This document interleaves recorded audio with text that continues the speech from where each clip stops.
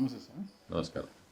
తిరుమల తిరుపతి దేవస్థానం అంటే ప్రపంచ ప్రఖ్యాతిగాంచిన ఒక మహాపుణ్యక్షేత్రం. ఇదందరూ కూడా కలియుగ దైవం అని కూడా అంటారు. ప్రత్యక్ష దైవం కూడా పిలుస్తుంటారు కదా. ఇలాంటి పుణ్యక్షేత్రంలో దాదాపు ఒక 26 సంవత్సరాలుగా మీరు ప్రధాన అర్చకులుగా చేశారన్నమాట. ప్రధాన అర్చకులుగా చేశారు. దాంతోపాటు ఆగమ సలహా మండలి సలహాదారులకు కూడా పనిచేసిన అనుభవం ఇది. అంటే ఇంతటి మహాక్షేత్రంలో మహాపుణ్యక్షేత్రంలో ప్రధాన అర్చకులుగా చేసిన డాక్టర్ ఏవి రమణ దీక్షితులు గారి గురించి మా యూటీవీ నుంచి మీకు తెలియని కొన్ని వివరాలు అందించాలని నా చిన్న కోరిక. అందుకు మీ కుటుంబ నేపథ్యం గురించి, మీ విద్యాభ్యాసము ఎక్కడ పూర్తి చేశారు ఏంటనే కొన్ని వివరాలు అందిస్తారా? ఓం శ్రీ వెంకటేశాయ నమః. ప్రధాన అర్చకులుగా 26 సంవత్సరాలు చేసిన అంతకుముందు 1974 నుంచి మిరాసుదారుగా స్వామివారికి కైంకర్యాలు చేస్తూ వచ్చాను. అంటే సుమారుగా ఇప్పటికీ 50 సంవత్సరాలుగా స్వామివారి సేవలో ఉన్నాను. ఇది మా కుటుంబం అనాదిగా కొన్ని శతాబ్దాలుగా స్వామివారి సేవలో తరిస్తూ, ఆ కుటుంబంలో పుట్టిన మగ సంతతి అందరూ కూడా స్వామివారి యొక్క సేవలో తరించేటట్లుగా పెద్దవారి యొక్క సంకల్పం కాబట్టి స్వామివారి యొక్క అనుగ్రహంతో ఇన్ని శతాబ్దాలుగా స్వామివారి కైంకర్యం చేస్తూ వచ్చాం. తిరుపతిలోనే పుట్టి తిరుపతిలోనే విద్యాభ్యాసం అంతా జరిగింది. తిరుపతి అంటే ఇక్కడ చుట్టుపక్కల ఏ గ్రామం సార్? తిరుపతి ప్రాపర్ టౌన్లోనే ఓకే ఓకే. విద్యాభ్యాసం జరిగింది. ఎలిమెంటరీ స్కూల్ కానీ హై స్కూల్ కానీ మున్సిపల్ హై స్కూల్లో చేశాను. అమ్మ నాన్న పేరు తెలుసుకోవచ్చా సార్? తండ్రి గారి పేరు వెంకటపతి దీక్షితులు వారు, తల్లి గారి పేరు సౌభాగ్యమ్మ గారు. ఎంతమంది సంతానం వారికి మీరు? నేను ఒక్కడనే సంతానం. ఒకరే సంతానం. ఎస్వి ఆర్ట్స్ కాలేజీలో బీఎస్సీ చేశాను, కెమిస్ట్రీ, బాటనీ, జువాలజీలో. ఓకే. తర్వాత వెంకటేశ్వర యూనివర్సిటీలో జువాలజీలో ఎంఎస్సీ చేశాను 67, 69లో. తర్వాత అదే డిపార్ట్మెంట్లోనే పిహెచ్డి చేశాను ప్రొఫెసర్ సత్యలింగ స్వామి వారి దగ్గర. టాపిక్స్? పిహెచ్డి టాపిక్ వచ్చి some aspects of enzyme regulation in goat liver homogenates okay. With special reference to ammonia metabolism అని. శరీరంలోని వ్యర్థ పదార్థాలు అన్నీ నైట్రోజన్ రూపంలో బయట వెళ్తుంటాయి. వాటి యొక్క సాంద్రత దేహంలో ఏ కొద్దిపాటి భేదం కలిగినా కూడా ప్రాణాంతకం అయిపోతుంది. దాన్ని ఒక క్షేమమైన కొలతలతో మెయింటైన్ చేయడం అనేది ఒక సిస్టమ్ మన దేహంలో ఉంటుంది. అది ఎలా పనిచేస్తుంది అనేది నా పిహెచ్డి వర్క్. అది 1977లో పిహెచ్డి అవార్డు అయింది. నా 3 థీసిస్లు కూడా 3 కాపీస్ కూడా అమెరికాలోనే వాల్యుయేషన్ అయింది అప్పట్లో ఉన్న సిస్టమ్ ప్రకారం. అమెరికాలో వాల్యుయేషన్. ఓకే. అప్పుడు వారు నా పిహెచ్డి థీసిస్ యొక్క స్టాండర్డ్ చూసిన తర్వాత మనుషుల్లో లివర్ క్యాన్సర్ మీద వర్క్ చేయడానికి నన్ను అక్కడికి పిలిచారు. కానీ వైఖానస ఆగమ శాస్త్ర ప్రకారంగా వైఖానస అర్చకులు ఎవరు విదేశీ ప్రయాణం చేయకూడదని, విదేశీ ప్రయాణం చేసి వస్తే ధర్మభ్రష్టత్వం కలుగుతుందని, అందువల్ల స్వామివారికి సేవలు చేసే అధికారం కోల్పోతారు. అందుకని నేను ఆ అవకాశాన్ని వదులుకోవాల్సి వచ్చింది. అదే సమయంలో మా తండ్రి గారు పరంపదించడం వల్ల నేను శ్రీవారి కైంకర్యాల్లోకి ప్రవేశించవలసి వచ్చింది. అది 1974లో పిహెచ్డి చేసేటప్పుడే జరిగింది. 1974లోనే నేను మొట్టమొదటిసారిగా ఆలయం ప్రవేశించి కైంకర్యాలు ప్రారంభించినప్పుడు బ్రహ్మోత్సవాల్లో రక్షాబంధనం చేసుకుని స్వామివారి యొక్క బ్రహ్మోత్సవాలు నిర్వహించే ఒక అవకాశం కూడా స్వామివారి అనుగ్రహం వల్ల నాకు కలిగింది. అప్పటి నుంచి కూడా స్వామివారి యొక్క కైంకర్యం చేస్తూ వచ్చాను. అలాగే నేను పిహెచ్డి చేసిన సబ్జెక్టు మాలిక్యులర్ బయాలజీ అంటారు. అందులో కూడా టచ్లో ఉండి అందులో ప్రపంచవ్యాప్తంగా దాని మీద ఎటువంటి పరిశోధనలు జరుగుతున్నాయి, ఏమేమి డెవలప్మెంట్స్ జరుగుతున్నాయి అనేది కూడా నేను చదువుతూ ఉంటాను. ఇప్పటికీ కూడా. అత్యంత ప్రధానం అనేది స్వామివారి యొక్క కైంకర్యం. నేను పిహెచ్డి చేసిన అనుభవం వల్ల నాకు ప్రతిదీ తరచి ఆలోచించి లోతుగా వెళ్ళి అధ్యయనం చేసి అర్థం చేసుకునే అలవాటు ఉంది కాబట్టి వైఖానస ఆగమ శాస్త్ర ప్రకారంగా జరిగే ఆరాధనలలో కూడా వాటి అర్థం, అంతరార్థం, పరమార్థం మొదలైన వాటిని తెలుసుకోవడానికి ఎప్పుడూ ప్రయత్నం చేస్తూ ఉంటాను. ఇందులో నాకు తెలిసిన ఒక మహత్తరమైన విషయం ఏంటంటే, ప్రాచీనులైన మన మహర్షులు, అది వైఖానస ఋషులు కానీ లేక ఇతర మహర్షులు కానీ బ్రహ్మర్షులు కానీ వారందరూ కూడా వారందరి యొక్క విద్య, సాంకేతిక పరిజ్ఞానం ఇవన్నీ కూడా ఇప్పటి మానవుల కన్నా ఎన్నో రెట్లు అధునాతనమైందని, వారి యొక్క దృష్టి ఎప్పుడూ కూడా సర్వమానవ కళ్యాణం, మన భూమండలం యొక్క పరిరక్షణ, పర్యావరణ రక్షణ, జీవరాశుల నుంచి అన్నిటినీ కూడా రక్షించి మానవ కళ్యాణం కోసం పాటుపడతారు. జాతి మత భేదాలు లేకుండా సర్వమానవ సమానత్వం, ఇవన్నీ కూడా వారు ఎప్పుడూ పాటిస్తూ వచ్చేవారు. ఇది మనం ముఖ్యంగా వారి దగ్గర నుంచి నేర్చుకోవాల్సిన విషయాలు ఇవన్నీ. ఇంతేకాకుండా మనం ఇప్పుడు పరిశోధనశాలల్లో ఉపయోగించే పరికరాలు ఏవీ లేకుండా, టెలిస్కోప్లు, మైక్రోస్కోప్లు, స్కానర్స్ ఇవన్నీ ఏమీ లేకుండా మానవ దేహంలోని వివిధ అంగాలు, వాటికి వచ్చే వ్యాధులు, వాటిని తీర్చే ఔషధాలు, వీటన్నిటికీ మించి ఆధ్యాత్మిక చింతన, ఎలా భగవంతుని చేరుకోవడం, మానవ జన్మ ఎత్తినందుకు పుణ్యకార్యాలు చేసి కర్మల నుంచి విముక్తి అయి స్వామివారి యొక్క సాన్నిధ్యం చేరుకోవడం ఎలా, వాటికి మనం చేయవలసిన పరిశ్రమ ఎలాంటిది, వీటన్నిటినీ గురించి కూడా చాలా విశేషంగా, విపులంగా, విశదంగా వైఖానస ఆగమ గ్రంథాల్లో చెప్పి ఉన్నారు.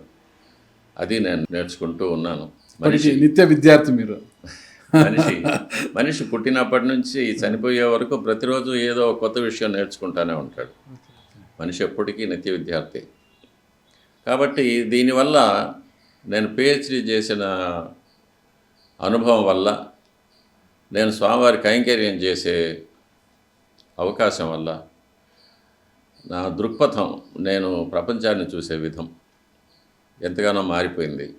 దానికి మా పెద్దలకి అందరికీ కూడా నేను కృతజ్ఞతలు చెప్పుకోవాలి. స్వామివారి యొక్క అనుగ్రహానికి స్వామివారిని ఎప్పటికీ తలుచుకుంటూనే ఉండాలి. స్వామివారిని చేరుకునే రోజు కోసం వేచి చూస్తూ ఉండాల్సింది. ఇంకా మరిన్ని సేవలు మీరు అందించాలి చాలా మందికి. స్వామివారి ఎప్పటికైనా చేరుకుంటారు, కానీ ఇంకా మరింత కాలం మీరు ఎంతోమంది భక్తులకు మీ సేవలు అందించాలి. అప్పుడే అలా కోరుకోవద్దండి. ఇవన్నీ అశాశ్వతం అనేది ముఖ్యమైన విషయం. స్వామివారి పేరు మీ నోటి నుంచి వస్తుంటే మీ కళ్ళు చెమరుస్తున్నాయి. స్వామివారి పట్ల మీకున్న ఆరాధన, దైవము, విశ్వాసము, అదన్నీ కూడా ఇవన్నీ అశాశ్వతం, భౌతికమైనది. మన భౌతికమైన ఇంద్రియాలకు శ్రోత్రం, చక్షు, రసన, నాసాహ, మనం తాకగలిగింది, చూడగలిగింది, రుచి చూడగలిగింది, మనం స్పర్శించగలిగింది, మనం వినగలిగింది, మనం ఘ్రాణించగలిగింది, ఇవన్నీ కూడా అశాశ్వతం. వీటన్నిటికీ మించి ఒక పరమాత్మ ఉన్నాడు. ఆయన చేరుకోవడమే మానవ లక్ష్యం. ఈ ఆత్మ ఎన్నో లక్షల జన్మలు ప్రయాణం చేసి, ఎన్నో కర్మలు చేసి, చివరిగా ఆ జ్ఞానం కలిగి, ఆ కర్మ నుంచి విముక్తి, తిరిగి పరమాత్మలో ఐక్యమైపోయే సాయుధ్యం అనే పరమపదాన్ని పొందగలిగినప్పుడే అది మనిషి యొక్క ఆత్మకు ఒక శాశ్వతత్వం కలుగుతుంది. ఆత్మ ఎప్పటికైనా ఆ పరమాత్మని చేరుకోవాల్సిందే. కానీ ఉన్నన్ని రోజులు మనం ఏం చేశాము, మన వల్ల ఈ సమాజానికి కావచ్చు, ప్రజలకు కావచ్చు, ఏం మంచి జరిగిందనేదే ఇక్కడ మన ప్రశ్న. ఇప్పుడు అదే మీరు చేస్తున్నారు. దేవుడి సన్నిధిలో ఆయనకు సేవ చేసుకుంటూ, ఆయన దగ్గరికి వచ్చే కోట్ల మంది భక్తాదులకు పరమాత్ముడికి వారధిగా నిలబడి ఆయన తరపున మీరు వాళ్ళని ప్రార్థించి వీళ్ళకు మేలు జరిగేలా కోరుకుంటారు. అదే గొప్ప ఈ అది వైఖానస ఆగమనంలో చిన్న విషయంగా చెప్తారు. ప్రతి అర్చకుడు కూడా ఇంట్లో గృహారాధన పెట్టుకుంటారు. ఓకే, నేను కూడా ఇంట్లో ఆరాధన చేసుకుంటాను రోజు, ప్రతిరోజు. చూస్తేనే అర్థమవుతుంది స్వామివారి పూజ రూమ్ వేరేగా ఉంటుంది. అవునా? ఓకే, అక్కడ శాస్త్ర ప్రకారంగా విగ్రహాలు అవి ఉంటాయి. ప్రతిరోజు ఆరాధన చేసుకుంటాం. తర్వాత స్వామివారి దేవాలయానికి వెళ్ళి స్వామివారికి ఆరాధన చేస్తాం. గృహారాధన అనేది స్వార్థం. నేను నా కుటుంబం బాగుండాలి, క్షేమంగా ఉండాలని గృహంలో ఆరాధన చేసేటప్పుడు స్వామివారి దగ్గర కోరుకుంటాం. ఆలయార్చనం పరార్థం. దేవాలయంలో వెళ్ళి స్వామివారికి పూజ చేసేటప్పుడు నేను బాగుండాలని మనం అడగకూడదు. లోకా సమస్త సుఖినో భవంతు. ఆయన దర్శనం కోసం వచ్చే భక్తులు కావచ్చు, లోకం బాగుండాలి, క్షేమంగా ఉండాలి, లోకులు పాలకులు క్షేమంగా ఉండాలి. పాలకులు ఎప్పుడు క్షేమంగా ఉండాలి? ధర్మాన్ని పాలించి విజయులై క్షేమంగా ఉండాలి అనేది పరార్థం.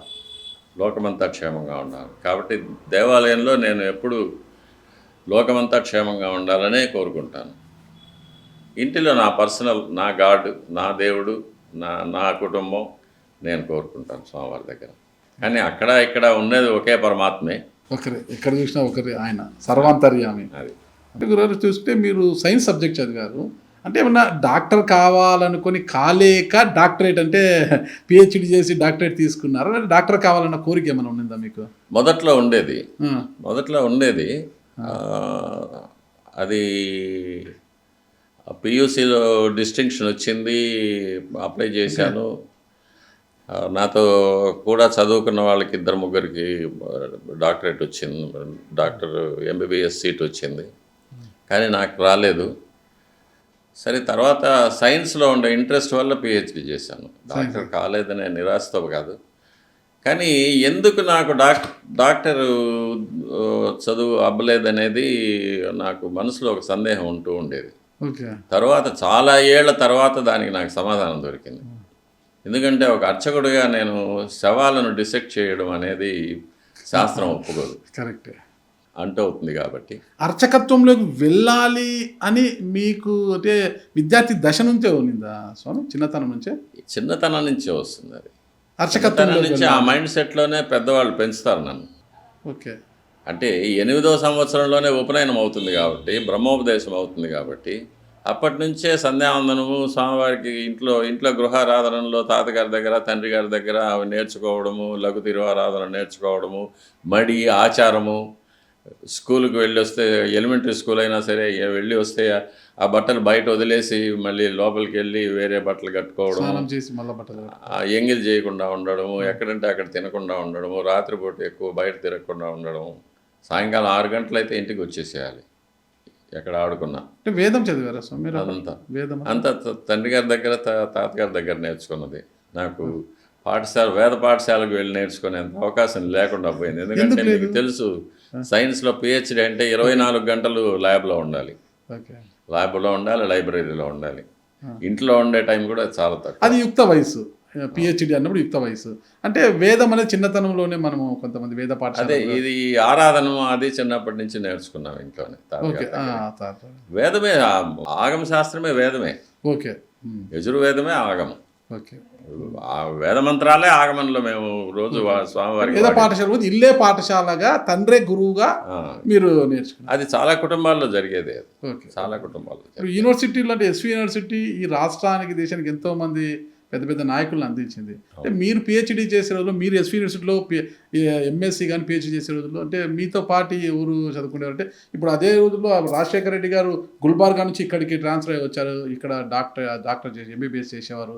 చంద్రబాబు నాయుడు గారు ఇక్కడే పీజీ చేశారు. పెద్దిరెడ్డి రామచంద్రారెడ్డి గారు ఇక్కడే చదువుకున్నారు. ఇప్పుడున్న వాళ్ళందరూ కూడా మీతో పాటు చదువుకున్నారు స్వామి? చంద్రబాబు నాయుడు గారు, పెద్దిరెడ్డి గారు అందరూ నాకు ఒక 2 సంవత్సరాలు 3 సంవత్సరాలు జూనియర్స్గా చేశారు. నేను పిహెచ్డి చేసేటప్పుడు వాళ్ళు ఉన్నారు, ఎంపీలు చేశారు వాళ్ళు ఉన్నారు. మోహన్ బాబు గారు ఉన్నారు. మోహన్ బాబు ఎస్పి బాలసుబ్రహ్మణ్యం నాతో పాటు చదివారు. మీతో పాటు అవును. మీ క్లాస్ ఆర్ట్స్ కాలేజీలో ఓకే డిగ్రీలో చేశారు. ఈ మధ్య న్యూయార్క్లో కూడా మాట్లాడుతూ చెప్పారు నా క్లాస్మేట్ రమణ దృష్టిలని. కాబట్టి అంటే డిగ్రీలో క్లాస్మేట్ ఒకటే క్లాస్. అవును. ఓకే సైన్స్ ఆయన కూడా బిఎస్సీ. రాజశేఖర రెడ్డి గారితో పరిచయం ఉంది, ఆయన మెడిసిన్ బయట చదివారు కదా. రాజశేఖర రెడ్డి గారితో పరిచయం ఉంది కానీ నాతో చదవలేదు ఆయన. ఓకే ఆయన బయట పరిచయం ఉంది. బయట పరిచయం. ఎలా పరిచయం ఉండేది బయట ఆయన? పరిచయం చాలా అభిమానంగా ఉండేది. అంటే బయట కదా ఆయన చదివింది, ఇక్కడ యూనివర్సిటీ అంటే మీరు ఆయన ఇక్కడ చదవలేదు. అదే అదే తిరుపతికి వచ్చి మెడిసిన్ పూర్తి చేశారు. అదే గుల్బర్గా నుంచి ఇక్కడికి ఏదో ట్రాన్స్ఫర్ అయ్యి వచ్చారు. నాకు పరిచయం, నాకు మెడికల్ కాలేజ్తో పరిచయం లేదు. ఆర్ట్స్ కాలేజీ యూనివర్సిటీ అయితే పరిచయం. మరి ఆయన ఎలా పరిచయం మీకు అప్పుడు విద్యార్థి దశలో రాజశేఖర రెడ్డి గారు? విద్యార్థి దశలో పరిచయం లేదు. తర్వాత సీఎం అయిన తర్వాత, సీఎం కావడానికి ముందు పరిచయం అయ్యారు అంతే. ఓకే అదే గురుగారు పిహెచ్డి చేశారు, థీసిస్ అమెరికాలో థీసిస్ మీద ఇది జరిగింది, అంత జరిగిందా? అంటే ఒక సూటు బూటు వేసుకుని టక్ చేసుకొని ప్రొఫెసర్గా వెళ్ళకుండా స్వామివారి సేవకే పాత్రలు కావాలని ఎందుకు అనుకున్నారు? ప్రొఫెసర్ ఇది అసలు ఇది కదా, దాన్నే విధి అంటారు. అంటే చిన్నప్పటి నుంచి ఎంత చదివినా అర్చకుడు కావాలనేది ఒకటి. అంటే మన అలవాట్లన్నీ కూడా దాని ప్రకారమే ఉంటుంది. ఇంట్లో పెద్దవాళ్ళు అలాగే పెంచుతారు. బయట ఎక్కడ ఏది ఆహారం తీసుకోకూడదని, ఫ్రెండ్స్ కూడా సెలెక్ట్ చేసుకోవాలి. తర్వాత ఎక్కువ బయట తిరగకూడదు అనేది. మనం మాట్లాడే భాష కూడా ఉంటుంది, వల్గర్గా మాట్లాడకూడదు అనేది ఉంటుంది. అంటే ఎప్పటికైనా నేను అర్చకుడు కావాల్సిందే అనే మైండ్ సెట్లో ఉండిపోతాం. పిహెచ్డీ చేసినా కూడా అర్చకుడు కావాల్సిందే అనే మైండ్ సెట్. అందులో ఒకే కొడుకు కాబట్టి, నేను తప్ప ఇంకెవరు లేరు కాబట్టి, మీ వంశస్థులు అర్చకత్వంలోనే ఉంటున్నారు కాబట్టి. అవును, కాబట్టి నేను తప్పకుండా చేయాల్సి వచ్చింది. సార్ మీ అర్చకత్వం వంశస్థులు ఎన్ని దశాబ్దాలుగా ఇక్కడ చేస్తున్నారు? అసలు ఆగమ శాస్త్ర ప్రకారంగా, వెంకటాచల మహత్యం ప్రకారంగా స్వామివారి ఎప్పుడైతే భూమి మీద అవతరించారో ఆ రోజు నుంచి వైఖానస ఆగమ శాస్త్ర ప్రకారంగా స్వామివారికి ఆరాధనలు జరుగుతుంది. కాబట్టి స్వామివారు స్వయంభూ మన్వంతరంలో వేయించేశారు భూలోకానికి. స్వయంభూ మన్వంతరం ఇప్పుడు వైవస్వత మన్వంతరం జరుగుతుంది శ్వేతవరాహ కల్పంలో. అంటే స్వామివారు సుమారుగా 170 కోట్ల సంవత్సరాల ముందు స్వామివారు భూలోకానికి అవతరించారు. ఆ రోజు నుంచి ఈ రోజు వరకు వైఖానస ఆగమ శాస్త్ర ప్రకారంగా స్వామివారికి ఆరాధన జరుగుతుంది. ఇప్పుడు ప్రస్తుతము ఇక్కడ స్వామివారికి అన్నీ కూడా పద్ధతిగా అన్నీ కూడా జరుగుతున్నాయి కదా స్వామి? జరుగుతున్నాయి. ఏదో చిన్న చిన్న ఉండొచ్చు కొన్ని మార్పులు అనేది కాదు. కాకపోతే భక్తుల తాకిడి ఎక్కువ కావడం వల్ల కొంచెం కాల నియమాలు మార్చడం, అటువంటివి కొంచెం త్వరగా చేయడం, ఇలాంటివి జరగచ్చు. కానీ ఎంత అవసరం పెట్టినా అర్చకులు మాత్రం శాస్త్ర ప్రకారంగా వీలైనంత వరకు జరుపుతూనే ఉన్నాం. అర్చకులైనా సాధారణ మానవులైనా ఎవరికైనా కూడా కనీసం ఒక 5 గంటలు 6 గంటలు 8 గంటలు ఒక 5 గంటల పాటు కునుకు తీయాలి, లేకపోతే శరీరం అలసిపోతుంది. అలాంటిది కలియుగ దైవము, ఆయన కూడా మానవమాత్రులే అంటారు, ఒక దైవం ఆయనకు అసలు కంటి మీద కునుకు లేకుండా పోతుంది. అంటే 1960 వరకు నాకు తెలిసి వచ్చేసి తెల్లవారుజామున 5 గంటలకు స్టార్ట్ అయితే స్వామివారి పూజ కైంకర్యాలు సాయంత్రం 6 గంటలకు క్లోజ్ అయింది. ఇప్పుడు సుప్రభాతం సేవతో స్వామిని మేల్కొల్పి తర్వాత మళ్ళా అర్ధరాత్రి 1:30 వరకు అరగంట పాటు అలా పవలింపు సేవ ఇచ్చేసి తర్వాత మేల్కొల్పుతున్నారు. స్వామివారికి కంటి మీద కునుకు లేకుండా పోతుంది. అలా నిల్చొని వచ్చే లక్షలాది మంది భక్తులకు వరాలు ఇస్తూనే ఉన్నారు. అది అప్పుడప్పుడు అధికారులకు అర్చకులకు మధ్య ఇది ఒక చిన్న అభిప్రాయ భేదం ఏర్పడుతూ ఉంటుంది. భక్తుల యొక్క తాకిడి ఎక్కువ వల్ల అధికారులకు ఏమంటే వీలైనంత ఎక్కువ మంది భక్తులకి దర్శనం కలిగించేసి వాళ్ళను పంపించేయాలనేది వాళ్ళ దృష్టి. మాకేమో స్వామివారికి ఎటువంటి లోపం లేకుండా ఆరాధన జరగాలనేది మాకు. ఈ రెండిటి మధ్య అప్పుడప్పుడు కొంచెం అభిప్రాయ భేదాలు వస్తుంటాయి. కానీ రాత్రి 12 గంటలకు తలుపులు మూసి 3 గంటలకు సుప్రభాతం చేయొచ్చు అనేది శాస్త్ర ప్రకారంగా మేము ఒప్పుకున్న విధం. దాని ప్రకారమే జరగాలని అధికారులు ఒప్పుకున్నారు, మేము మా సలహా ఇచ్చాము. కానీ ఒక్కొక్కసారి మరీ క్యూ లైన్లో ఉండే భక్తులను త్వరగా పంపించేయాలని వాళ్ళ సౌకర్యం కోసం. ఎందుకంటే స్వామివారు ఇక్కడ ఉన్నదే భక్తులను అనుగ్రహించడం కోసం. కాబట్టి ఆయనకు భక్తులను అనుగ్రహించి త్వరగా చేయాలనేది ఆయనకు ఒక సంతోషకరమైన విషయమే. కాబట్టి కొంచెం కొన్ని నిమిషాలు ఇలా అలా జరుగుతూ ఉంటుంది. పాలకుడు ఉన్నది కూడా రాష్ట్ర ప్రజలను పాలించడానికే. మరి పాలకుడు 24 గంటలు కూడా సమాజ హితం కోసమే పాటుపడుతుంటారా స్వామి? ఆయనకు ఒక సమయం ఉంటుంది, సార్ బిజీ లేదు, ఈ టైం లేదు అంటుంటారు. పాలకుడు అంటే ఈయన కూడా ఒక పాలకుడే. లోక కళ్యాణం కోసము, లోక హితం కోసము పాటుపడే పాలకుడు ఈయన.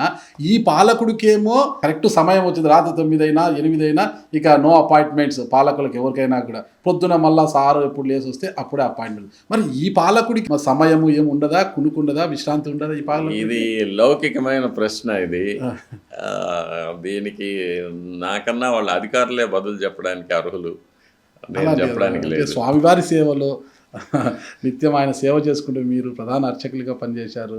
అంటే ఆగమ సలహా మండలిలో కూడా ఎన్నో సలహాలు ఇచ్చిన వారు మీరు. అంటే మీలాంటి పెద్దలే చెప్పాలి ఇది. అదే చెప్పాను కదా, 12 గంటలకు తలుపులు వేసి 3 గంటలకు సుప్రభాతం చేయవచ్చని మేము ఒప్పుకున్నాం. శాస్త్రాన్ని అనుసరించే చెప్పాము ఆ మాట కూడా. కాకపోతే కొన్ని పరిస్థితుల వల్ల అలా జరుగుతూ ఉంటుంది. మేము ఏమి పలకలేము అంటున్నారు కాబట్టి ఒకటి అడుగుతాను స్వామి. మొత్తం కూడా ఇక్కడ వ్యవస్థ, పాలక వ్యవస్థ ఇదంతా కూడా ఆగమ సలహా మండలి ఇచ్చే సూచనలు సలహాల ప్రకారమే నడుచుకుంటారా, లేదు మీరు చెప్పేది ఏంటి మేము చెప్పినట్టు జరగాలనుకుంటారా? మీరు ఇబ్బందికరమైన ప్రశ్నలు వేయాలని చెప్పారు. అయ్యో లేదు గురుగారు, చెప్పారు కాబట్టి కొన్ని ప్రశ్నలకు నేను సమాధానం చెప్పలేను. ఓకే. మనిషికైనా దేవుడికైనా ఆయన కలియుగ దైవం అంటారు కదా. 3 పూటల భోజనం పెట్టాలి. ఉదయం అల్పాహారం తింటాం, టిఫిన్ తింటాం, మధ్యాహ్నం భోజనం, రాత్రి భోజనం అనమాట. అది పద్ధతి ప్రకారం. 3 పూటలది ఒకే పూట మనం తింటే పొట్ట సరిపోదు, డైజెషన్ కాదు.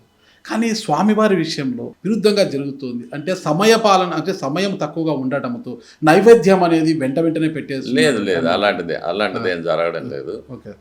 మామూలు ప్రకారంగా త్రికాల ఆరాధనలు, ప్రాతకాల, మాధ్యాహ్నిక, సాయంకాల ఆరాధనలు సమయం ప్రకారమే జరుగుతూ ఉన్నాయి. ప్రాతకాల ఆరాధన సూర్యోదయం సమయంలో, మాధ్యాహ్నిక ఆరాధన అపరాహ్నంలో, సాయంకాల నివేదన సూర్యాస్తమానం తర్వాత జరుగుతూ ఉంటుంది. కానీ గురువారం, శుక్రవారం ఆర్జిత సేవల వల్ల మాధ్యాహ్నిక ఆరాధన కొంచెం ముందుకు వస్తుంది. అప్పుడు కాల వ్యవధి తక్కువగా ఉండడం వల్ల. అంతకన్నా ఒకేసారి 2 నైవేద్యాలు పెట్టడం అనేది ఎప్పుడు జరగలేదు, ఎప్పుడు జరగదు కూడా. ఈవెన్ వైకుంఠ ఏకాదశి లేక జనవరి 1వ తేదీ అలాంటి విశేషమైన యాత్రికుల తాకిడి ఎక్కువ ఉండే సమయాల్లో కూడా ఉదయం ప్రాతకాల ఆరాధన కొంచెం ముందుగా జరిగినా కూడా అపరాహ్నం మధ్యాహ్నిక నివేదన కానీ సాయంకాల నివేదన కానీ సరిగ్గా సమయానికే జరిగేటట్లే చూసుకుంటాం. కొన్ని సమయాల్లో కొన్ని నిమిషాలు తేడా రావచ్చేమో కానీ ముఖ్యమైన ఆరాధనల క్రమాల్లో ఎప్పుడు ఎటువంటి మార్పులు జరగడానికి మేము ఒప్పుకోము, మేము చెయ్యము కూడా. కాబట్టి అది చిన్న అడ్జస్ట్మెంట్లు ఉంటాయి అంతే. అంతకన్నా పెద్ద మార్పులు అనేది కానీ స్వామివారికి అపచారం జరగడం అనేది కానీ ఉండదు. నేను ఇది కాంట్రవర్సీ కాదు, మాట్లాడుతున్నా. ఎప్పుడైతే తిరుమల తిరుపతి దేవస్థానంలో రాజకీయ జోక్యం ఎక్కువైందో మొత్తం కూడా పాలక మండలి వ్యవస్థ చెప్పినట్టే నడుచుకునే పరిస్థితి వచ్చింది. స్వాములు ఇది కాదు, ఇలా చెయ్యాలి, ఇలాగే జరగాలి స్వామివారికి అంటే పాలక మండలి ఒప్పుకుంటుందా? రాజకీయ వ్యవస్థ చొరబాటు ఎక్కువైపోయింది ఇక్కడ. కాదలేని పరిస్థితి, అర్చకులు కూడా మౌనం వహించక తప్పదు. మరి జరుగుతుందంటారా మీరు? ఇలా కాదు అలా అంటే జీ హుజూర్ అనే వారి పరిస్థితిలో వాళ్ళు ఉన్నారా? జీ హుజూర్ అనే పరిస్థితుల్లో అర్చకులు ఉన్నారంటారా?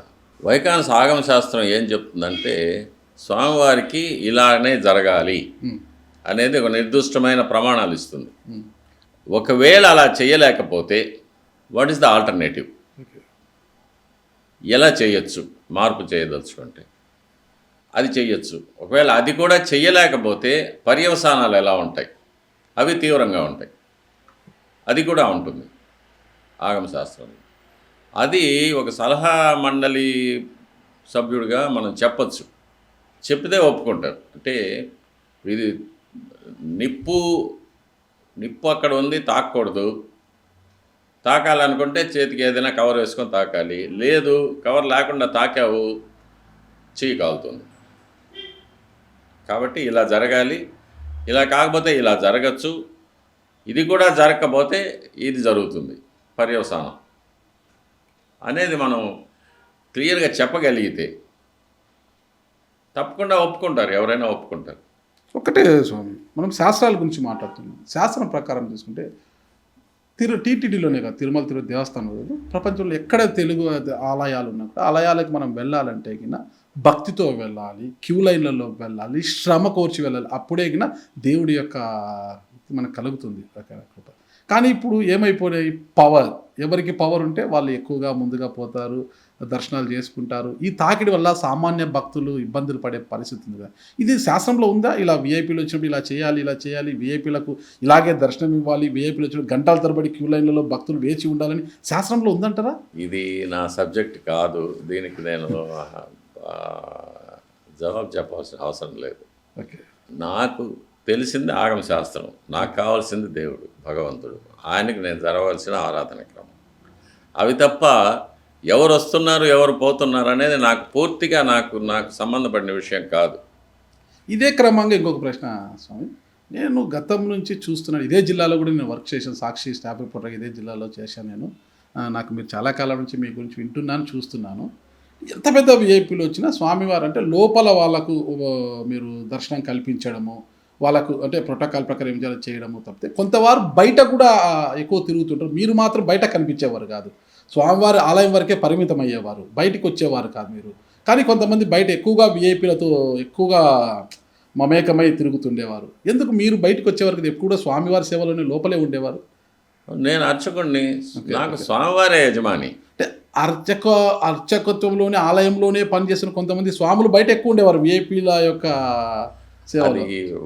అది వారి యొక్క సొంత అభిప్రాయాలు, వారి యొక్క ప్రాముఖ్యత కోసం వాళ్ళ ప్రాకులాట్లు అవి ఉండొచ్చు. కానీ నాకు అంతగా పట్టింపు లేదు. నాకు కావాల్సింది స్వామివారు. అంతే. నేను స్వామివారి దేవాలయంలో ఎక్కువసేపు ఉండడానికి, స్వామివారి సన్నిధిలో ఎక్కువసేపు ఉండడానికి నేను ఎప్పుడూ ప్రయత్నం చేస్తూ ఉంటానే కానీ బయట ఎవరితోనూ నాకు పెద్దగా పరిచయాలు పెంచుకోవాలనో లేకపోతే వాళ్ళ దగ్గర ఏదైనా నేను లబ్ధి పొందాలనేదో నాకు ఎప్పుడు, ఎందుకంటే స్వామివారు నన్ను ఎప్పుడూ ఆ పరిస్థితుల్లో ఉంచలేదు కూడా. కాబట్టి నాకు అది సంబంధం లేని విషయం. మీ వంశస్థులు అంటే మీ పెద్దలు, మీ తండ్రి గారి ఆశయం ప్రకారం వాళ్ళ కోరిక మీరు అర్చకత్వం తీసుకున్నారు. ఓకే, ముందు నుంచి మీరు స్వామివారి సేవకే ఉండాలనేసి మీరు కోరుకున్నారు కాబట్టి వచ్చారు.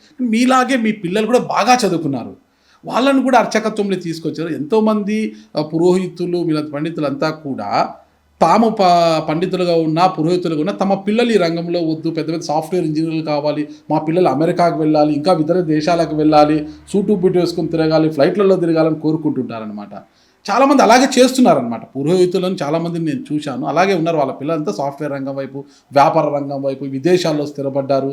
కానీ మీరు మాత్రము మీ క్రమంలోనే మీరు ఎలా అయితే స్టార్ట్ అయ్యారు అలాగే మీ పిల్లల్ని కూడా అర్చకత్వంలోకి, అంత బాగా చదువుకున్న పిల్లల్ని అంటే వేరే రంగంలోకి పంపించకుండా స్వామివారి సేవకి ఎందుకు మీరు ఇచ్చేశారు? ఇప్పుడు ప్రతి మనిషి ఎంత సంపాదించినా చివరికి భగవంతుడి శరణు పొందాల్సిందే. ఎప్పుడు అది చివరిగా అది అశాశ్వతమని తెలిసినప్పుడు, శాశ్వతమైనది ఏమని తెలుసుకున్నప్పుడు భగవంతుడి సన్నదికి వచ్చి భగవంతుడి యొక్క శరణు పొందాలి, శరణాగతి అంటారు అది. అటువంటిది దైవ ప్రేరణ వల్ల అటువంటి వంశంలో జన్మించడం, శ్రీవారి యొక్క కైంకర్యం చేసే అవకాశం ప్రాప్తించడం అనేది ఒక మహదనుగ్రహం, స్వామివారి యొక్క మహదనుగ్రహం. కాబట్టి అటువంటిది పోగొట్టుకోవడానికి ఎవరు ఇష్టపడరు కూడా. అందులో పిల్లల్ని కూడా మొదటి నుంచి, చిన్నప్పటి నుంచి నేను ఎలా పెరిగానో అలాగే వాళ్ళని కూడా అదే మైండ్ సెట్లో నువ్వు అర్చకుడిగానే రావాల్సిందనేది, నేర్చుకోవాల్సిందనేది అలాగే పెంచుతూ వస్తాం. కాబట్టి వాళ్ళు ప్రకృతి సిద్ధంగా అలాగే అర్చకులుగానే వస్తారు. ఏ సామాజిక వర్గమైనా ఎవరైనా కూడా బ్రాహ్మణులు కావచ్చు, ఇతరులు కావచ్చు, కొంత ఫాస్ట్ లైఫ్ కోరుకుంటారు, కొంత లగ్జరీ లైఫ్ కోరుకుంటారు అన్నమాట. ఇలాగ ఉండాలి మేము అనేసి. అంటే మీరు మాత్రమే స్వామివారి సేవ తప్పితే మాకు వేరే ప్రపంచం లేదు అంటుంటారు. అవును, అది అది అర్చకుడి యొక్క లక్షణం. అది అది శాస్త్రంలోనే చెప్పుంది. అర్చకుడు అర్చకుని కొడుకు అర్చకుడుగానే కావాలని మీరు అవును, అది వంశపారంపర్య అర్చకత్వం. ఎందుకంటే ఒక సనాతన ధర్మాన్ని, వైదిక సాంప్రదాయాల్ని కాపాడడానికి అది చిన్నప్పటి నుంచి ఆ అట్మాస్ఫియర్లో పెరిగి దాన్ని అర్థం చేసుకున్న వాళ్ళు అర్చకత్వానికి వస్తారు. దాన్ని కాపాడి మళ్ళీ తిరిగి వచ్చే తరాల వాళ్ళకి అందజేస్తారు. అలాగే దేవాలయంలో కూడా ఒక్కొక్క దేవాలయంలోనూ ఒక్కొక్క సాంప్రదాయం ఉంటుంది. ఇప్పుడు మన దేవాలయంలో జరిగినట్టు ఇతర వైకాంస ఆగమ దేవాలయాల్లో జరగదు. అక్కడ జరిగే కొన్ని సాంప్రదాయాలు ఇక్కడ జరగవు. చాలా ఉన్నాయి అట్లాంటివి. అటువంటివి ఆ ఆలయంలో వంశపారంపర్య కుటుంబాల్లో పుట్టిన వాళ్ళు మాత్రమే ఆ సాంప్రదాయాలు తెలుసు వాళ్ళకి. కాబట్టి ఎటువంటి మార్పులు లేకుండా అవి చేసుకుంటూ ఉంటారు. కాబట్టి అది వంశపారంపర్య అర్చకత్వం అనేది అప్పట్లో ఇక్కడ తిరుమలలో వెంకటేశ్వర స్వామి వారే నియమించుకున్న 4 కుటుంబాలు, వాళ్ళే అర్చకత్వం చేస్తున్నారు. గొల్లపల్లి కుటుంబం, గొల్లపల్లి, పైడిపల్లి, తిరుపతమ్మ గారి కుటుంబం, పెద్దింటి కుటుంబం, 4 కుటుంబాలు స్వామివారి నియమనం వల్లే జరిగింది. స్వామివారు అపాయింట్మెంట్స్ ఇచ్చింది, గవర్నమెంట్ ఇచ్చింది కాదు.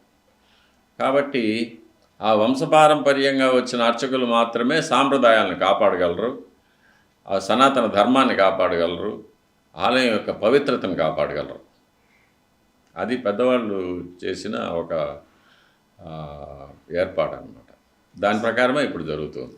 ఇటీవల ఎక్కువ అంటే బీజేపీ కేంద్రంలో 3 సార్లు అధికారంలో రావచ్చు, ఇతరత వాటి వల్ల ఈ సనాతన ధర్మం అనేది ఎక్కువగా వాడుతున్నారు అనమాట. చాలామంది కూడా ఎక్కువ రాజకీయ నాయకులు ఈ విషయాన్ని కూడా ఎక్కువ వాడుతారు. సనాతన ధర్మం అంటే సనాతన ధర్మానికి ఒక ఖచ్చితత్వమైన అర్థం ఏంటో చెప్తారా స్వామి? సనాతన ధర్మం అనేది వైదిక మతం. వేదాల్లో మానవులు ఎటువంటి జీవితం గడపాలి, వారి యొక్క ఆహారపు అలవాట్లు కానీ, వారు మాట్లాడే భాష కానీ, వారు అలవర్చుకోవాల్సిన విద్య కానీ, వేషభాషలు కానీ, ఇవన్నీ కూడా వేదంలో చెప్పబడి ఉంది. దాని ప్రకారం పాటించేదే సనాతన ధర్మం. అన్ని మతాల కలయికను సనాతన ధర్మం అంటారు. అన్ని మతాలు అంటే వైదిక మతం ఒకటే అతి ప్రాచీనమైంది. వేదాలు సుమారు 10,000 సంవత్సరాలకు ముందు ఋగ్వేదం ఏర్పడినట్టుగా మనకు శాస్త్రవేత్తలు చెప్తున్నారు. కానీ అంతకన్నా ప్రాచీనమైంది ఋగ్వేదం. అందులో వేదాలు అపౌరుషేయాలు, మానవులు రచించింది కాదు. సాక్షాత్ భగవంతుడి చతుర్ముఖాల నుంచి వచ్చింది చతుర్వేదాలు. ఇక మిగిలిన మతాలన్నీ కూడా అప్పుడప్పుడు వచ్చి కొన్ని రోజులు ఉండి మళ్ళీ సమసిపోయే విధంగా మనం చూస్తూ ఉన్నాం ఎన్నో మతాలు. అది కాకుండా మిగిలిన మతాలన్నీ కూడా మానవుల చేత ఏర్పడింది, దేవతల యొక్క ప్రమేయం లేకుండా. వారి కథల్లో దేవతలు ఉంటారు కానీ ముఖ్యమైన ఉపదేశాలన్నీ మానవులు చేసినట్టుగానే ఇతర మతాల్లో మనకు కనిపిస్తుంది. అది కాకుండా ఏ మతం తీసుకున్నా వారి యొక్క ప్రైమరీ కాన్సెప్ట్ అది ఏముంటుందంటే అది వేదాల నుంచే వచ్చింది. ముఖ్యంగా సర్వమానవ సమానత్వం, అహింస, పర్యావరణ రక్షణ, ఇవి 3 ఏ మతానికైనా ఫౌండేషన్గా ఉంటుంది. దాని మీదే ఏర్పడి ఉంటుంది. కానీ తర్వాత కొన్ని ఈ మధ్యయుగాల్లో ఎక్కువ మూఢనమ్మకాల వల్ల మానవుల్లో కులభేదాలు, వృత్తి భేదాలు, ఇటువంటివి, తర్వాత మానవ సహజమైన సంపదల మీద వ్యామోహాలు, రాజ్యాలు, యుద్ధాలు, వీటి వల్ల అంతా కూడా ఈ మతాలకు చాలా చెడ్డ పేరు వచ్చింది. కానీ వైదిక మతంలో అలాంటివి లేదు. వైదిక మతం ఎప్పుడు మన హిందూ సామ్రాజ్యాలు తీసుకుంటే ఏ చక్రవర్తి అయినా, మహారాజు అయినా కూడా సనాతన ధర్మాన్ని కాపాడడానికి ఆలయాలు కట్టించడం, లేక మత ప్రచారం చేయడం, వేదాన్ని ఉపనిషత్తుల్ని పెంపొందింపు చేయడం, అటువంటి ధార్మిక కార్యక్రమాలు ఎక్కువగా చేపట్టారు. అంటే హిందూ రాజులు అయితే ముస్లిం రాజైనా అంటే మొఘల్స్ సామ్రాజ్యానికి చెందిన ఔరంగజేబు వచ్చినప్పుడు హిందూ ఆలయాలంతా కూడా కూలగొచ్చారు కదా, అంతా కూడా హిందువులు ఎక్కడ కూడా పూజలు చేయకూడదు, హిందూ ఆలయాలంతా ధ్వంసం చేస్తూ వచ్చారు, పూజలు చేయడమే తప్ప అంటూ కూడా ఒక ఇది చేశారు కదా. అవును, జిజియా పన్ను కట్టించారు అని కూడా. అవును, అదే చెప్తున్నాను. మిగిలిన మతాల్లో పరమత ద్వేషం ఉండేది, మనకి హిందూ మతంలో అది లేదు. వైదిక మతంలో పరమత ద్వేషం లేదు, సర్వమానవ సమానత్వమే ఉంది. ఇప్పటికీ మనం పురావస్తు శాఖ పరిశోధనల్లో దాదాపు అన్ని దేశాల్లోనూ కూడా మన వైదిక సాంప్రదాయాలను చూపించే విగ్రహాలు, ఎన్నో ఆలయాలు బయటపడుతున్నాయి. ఇప్పుడు ప్రపంచవ్యాప్తంగా వైదిక మతం ఉండేదనేది ముందు. అలాగే మనం అశోకుడిది గుప్త సామ్రాజ్యం కానీ వాళ్ళవి కూడా చూసాం మనం. దాదాపు ఆసియా ఖండమంతా కూడా వ్యాపించి ఉండేది. కాబట్టి వైదిక మతం ప్రత్యేకమైంది, అదొక మతం కాదు. అది వేదాల్లో మానవులకు ఒక చుక్కానిలాగా మనిషి ఎలాంటి జీవితం గడపాలనేది చెప్పే ఒక విధానమే సనాతన ధర్మం. ధర్మం ప్రకారం నడుచుకోవాలి. ధర్మస్య ప్రభురచ్యుతః, ధర్మానికి ప్రభు సాక్షాత్ భగవంతుడే. కానీ కాబట్టి ధర్మాన్ని కాపాడడం, ఆ ధర్మం ఎలా ఉండాలి అంటే అది వేదము, ఉపనిషత్తులు, మన రామాయణ, భారత, భాగవతాది పురాణాలు, ఇవన్నీ కూడా మనకు చెప్తున్నాయి ఎలా నడుచుకోవచ్చు, ఎలా నడుచుకోకూడదు, ధర్మం తప్పడం వల్ల ఏమి పర్యవసానాలు ఎలా ఉంటాయి, ఇవన్నీ కూడా మనకు మన పురాణాల్లో చెప్పబడింది. మీరు వైదిక ధర్మం గురించి చెప్పారు కదా స్వామి. ఇప్పుడు వంశ పారంపరంగా వస్తున్న మిరాషి వ్యవస్థ రద్దయ్యాక స్వామివారికి అంటే ఆలయంలో వైదిక కార్యక్రమాలు అలాగే కొనసాగుతున్నాయా స్వామి? పూర్తిగా కొనసాగుతున్నాయి. అది భౌతికమైంది. మిరాసి వ్యవస్థ అనేది అప్పట్లో అర్చకుల యొక్క కొరత వల్ల, భక్తుల యొక్క తాకిడి తక్కువగా ఉండడం వల్ల అప్పుడు ఆగమ శాస్త్ర ప్రకారంగా ఏర్పడింది మిరాసి వ్యవస్థ. కానీ కైంకర్యాలు అనేది మనకు వేదాల నుంచే వచ్చింది, అదే శాశ్వతం. సార్, మిరాషి వ్యవస్థను ఎందుకు రద్దు చేయాలనుకున్నారు? అది వాళ్ళకి తెలియాలి. దానివల్ల వచ్చే నష్టం ఏంటి? ఎవరికి నష్టం? పోగొట్టుకున్న వాళ్ళకి నష్టం. మీరు చెప్పారు వైఖానస ఆగమం ప్రకారమే స్వామి వారికి అన్నీ ఖచ్చితంగా జరుగుతున్నాయంటారు. అన్నీ ఖచ్చితంగా జరుగుతున్నా కానీ లోకపాలకుడైన ఆ వెంకటేశ్వర స్వామికి ఎప్పుడు కూడా ఏదో ఒక విమర్శలు ఆయన చుట్టూ ముడుతూనే ఉంటాయన్నమాట. కొండ చుట్టూ ముందు చూస్తే దేవుడికి అత్యంత ప్రీతిపాత్రమైన లడ్డూలో కొవ్వు కలిపారనేసి, నెయ్యి కల్తీ అనేసి, ఇలా అదొక అపచారం అనేసి, మన ఏకాదశి రోజున మనకు తొలి దర్శనానికి వచ్చిన వారు ఇక్కడ చనిపోవడము, అది దేవుడికి వచ్చి చనిపోయారు. అది ఇప్పుడు చూస్తే పరకామని సంబంధించి ఎప్పుడో పాత విషయం మళ్ళా ఇప్పుడు ట్రోలింగ్ అవుతుంది. ఇట్లా తీసుకుంటే ఎప్పుడు కూడా ఏదో ఒకటి స్వామి చుట్టూ తిరుగుతూనే ఉంటుంది. అసలు ఈ నెయ్యి కథ ఏంటి స్వామి? ఇవన్నీ లౌకికమైన విషయాలు, భౌతికమైన విషయాలు, దీనికి భగవంతుడికి సంబంధం లేనివి. ఇది వాళ్ళ వాళ్ళ కర్మల ప్రకారంగా జరుగుతూ ఉంటుంది. కర్మల ప్రకారంగానే మంచి చెడు జరుగుతూ ఉంటుంది. ఆ కర్మలు అనుభవించవలసింది కూడా వాళ్ళ యొక్క ప్రాప్తం. అది స్వామివారి యొక్క వైభవం అందువల్ల తగ్గదు. స్వామివారి యొక్క వైభవం తగ్గదు అందువల్ల. అది కాకుండా మనకు నానుడి ఉండనే ఉంది కదా, ఎక్కువగా కాయలు కాసే చెట్టుకే రాళ్ళ దెబ్బలు తగులుతాయని. అదే చిన్న దేవాలయాల గురించి ఎటువంటి కాంట్రవర్సీలు ఉండవు కదా. ఇది మహాక్షేత్రం, స్వయం వ్యక్త క్షేత్రం. ఇక్కడ అత్యంత ధనవంతుడైన భగవంతుడు. అది కాకుండా మరెన్నో కారణాల వల్ల విమర్శలు వస్తూ ఉంటాయి. కానీ దీనివల్ల స్వామివారి యొక్క ప్రాభవం తగ్గడం అనేది, వైభవం తగ్గడం, స్వామివారికి మచ్చ రావడం అనేది, ఆ దోషం అనేది స్వామివారికి ఇప్పుడు నిజంగా నెయ్యి కల్తీ జరిగిందా? స్వామివారి ప్రసాదాల్లో, స్వామివారికి నైవేద్యంగా పెట్టే ప్రసాదాల్లో ఆ నెయ్యి వాడారా? వాడి ఉంటే నిజంగా స్వామివారికి దోషమే అది. మరి నిజంగా జరిగిందంటారా, జరగలేదంటారా అంటే ఏం చెప్తారు? అది కోర్టులో ఉండే విషయాలు, దాని గురించి మనం మాట్లాడకూడదండి ఇప్పుడు. ఇకపోతే గతంలో కూడా మీరు మాట్లాడిందంతనే పెద్ద చర్చ డిస్కషన్ మైసూర్ మహారాణి వరకు కూడా వెళ్ళిపోయింది కదా దక్కతుంది. ఈ పింక్ డైమండ్ గురించి కూడా అది పెద్ద కూడా చర్చ. కోర్టులోనే ఉంది, దాని గురించి కూడా నేను మాట్లాడకూడదనే చెప్పారు మా అడ్వకేట్స్. ఇప్పుడు ఇకపోతే ఇక పరకామణి వస్తువులు పాతది ఇప్పుడు తీసుకొచ్చారు మళ్ళీ దీని మీద కూడా మళ్ళా ఒక రచ్చ. అది కూడా నాకు సంబంధం లేని విషయం. పరకామణికి నాకు ఏం సంబంధం? ఓకే, అంటే స్వామివారిని గురించి, స్వామివారికి జరిగే ఆరాధనల గురించి, విశేషాల గురించి అడగండి, ఎంతసేపు అయినా చెప్తాను. ఖచ్చితంగా కానీ ఖచ్చితంగా స్వామి. రాజకీయాల గురించి కానీ, లేకపోతే ఈ భౌతికమైన ఆరోపణల గురించి కానీ నేను మాట్లాడదలుచుకోలేదు, నా పరిధి కూడా కాదు అది. ఓకే స్వామి, అంటే ప్రధాన అర్చకులుగా ఉన్న మీరు మీ చేతులు ఎన్నో ఒక ఉత్సవాలు బ్రహ్మోత్సవాలు చేశారు. ఎంత గతంలో మీరు ప్రధాన అర్చకులుగా ఉండి వైభవంగా జరిగేది, ఇప్పుడు మీరు ఉత్సవాలలో ఉన్నా కూడా ప్రధాన అర్చకులుగా లేరు కదా, అంటే ఎలా ఉంది? నేను రాకముందు కూడా స్వామివారి బ్రహ్మోత్సవాలు జరుగుతూ ఉండేది కదా. 26 ఏళ్ల పాటు మీరు ప్రధాన అర్చకులుగా ఉంటూ బ్రహ్మోత్సవం. అది అది నా అదృష్టం. స్వామివారు నాకు ఇచ్చిన అనుగ్రహం, నేను స్వామివారి సేవ చేశాను.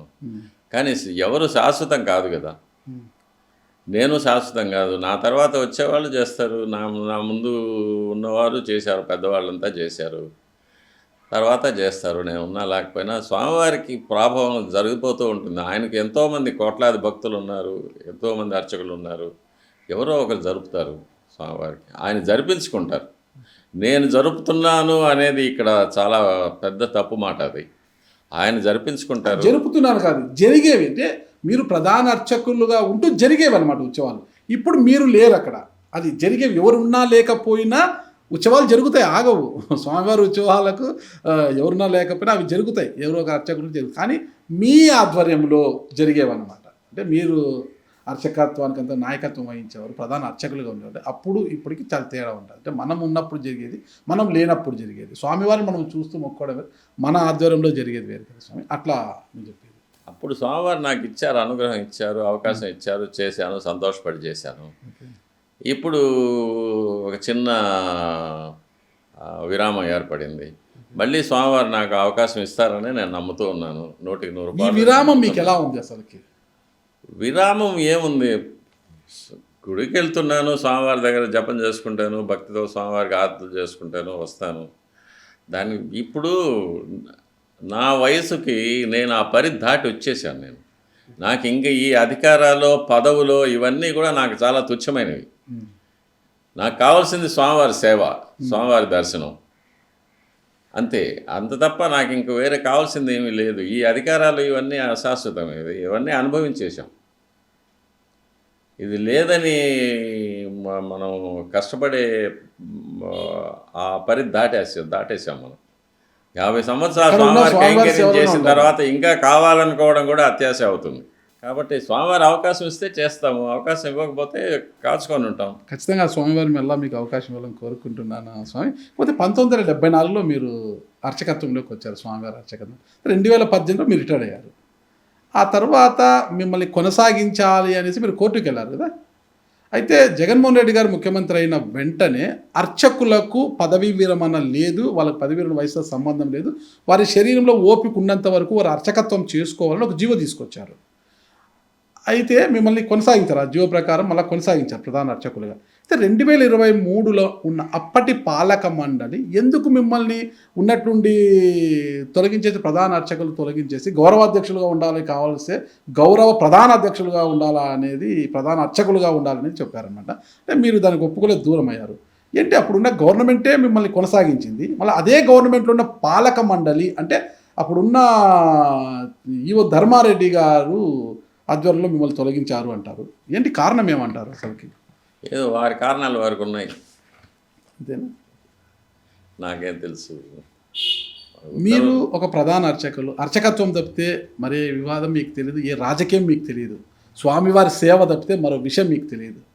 అలాంటిది ఒక బ్యూరోక్రాట్, ఎక్కడో ఢిల్లీ నుంచి వచ్చిన సెంట్రల్ సర్వీస్ వచ్చి ధర్మారెడ్డి గారు ఎందుకు డాక్టర్ ఏవి రమణ దీక్షితులు గారి మీద కక్ష కట్టి ప్రధాన అర్చకత్వం తొలగించారని ఏమంటారు?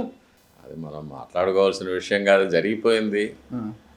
మళ్ళీ అవకాశం వస్తే స్వామివారికి కైంకర్యం చేసుకుంటాను. అంటే మీరు రాజకీయాలకు అతీతంగా ఉంటారు, వివాదాలకు అతీతంగా ఉంటారు. అయినా దాని గురించి నేను మాట్లాడదాను. అంటే భూమన కరుణాకర్ రెడ్డి గారు చైర్మన్గా ఉన్నప్పటికీ కూడా మీ సమస్యను పరిష్కరించలేకపోయారు. వారి కారణాలు వాళ్ళకు ఉంటాయి. అంతేనంటారా? మరి వారి కారణాలు వాళ్ళు ఉన్నప్పుడు మీరు కోర్టుకి ఎందుకు వెళ్ళారు తిరిగి? మరి స్వామివారి సేవ చేసుకునే అవకాశం పోగొట్టుకున్నాం కాబట్టి అందుకోసం వెళ్ళాం. అంటే గౌరవ ప్రధాన అర్చకులుగా స్వామివారి సేవ చేసుకోవచ్చు కదా, ఉండదంటారా? కానీ వంశపారంపర్య అర్చకత్వాన్ని నేను నిరాకరించినట్లు అయిపోతుంది.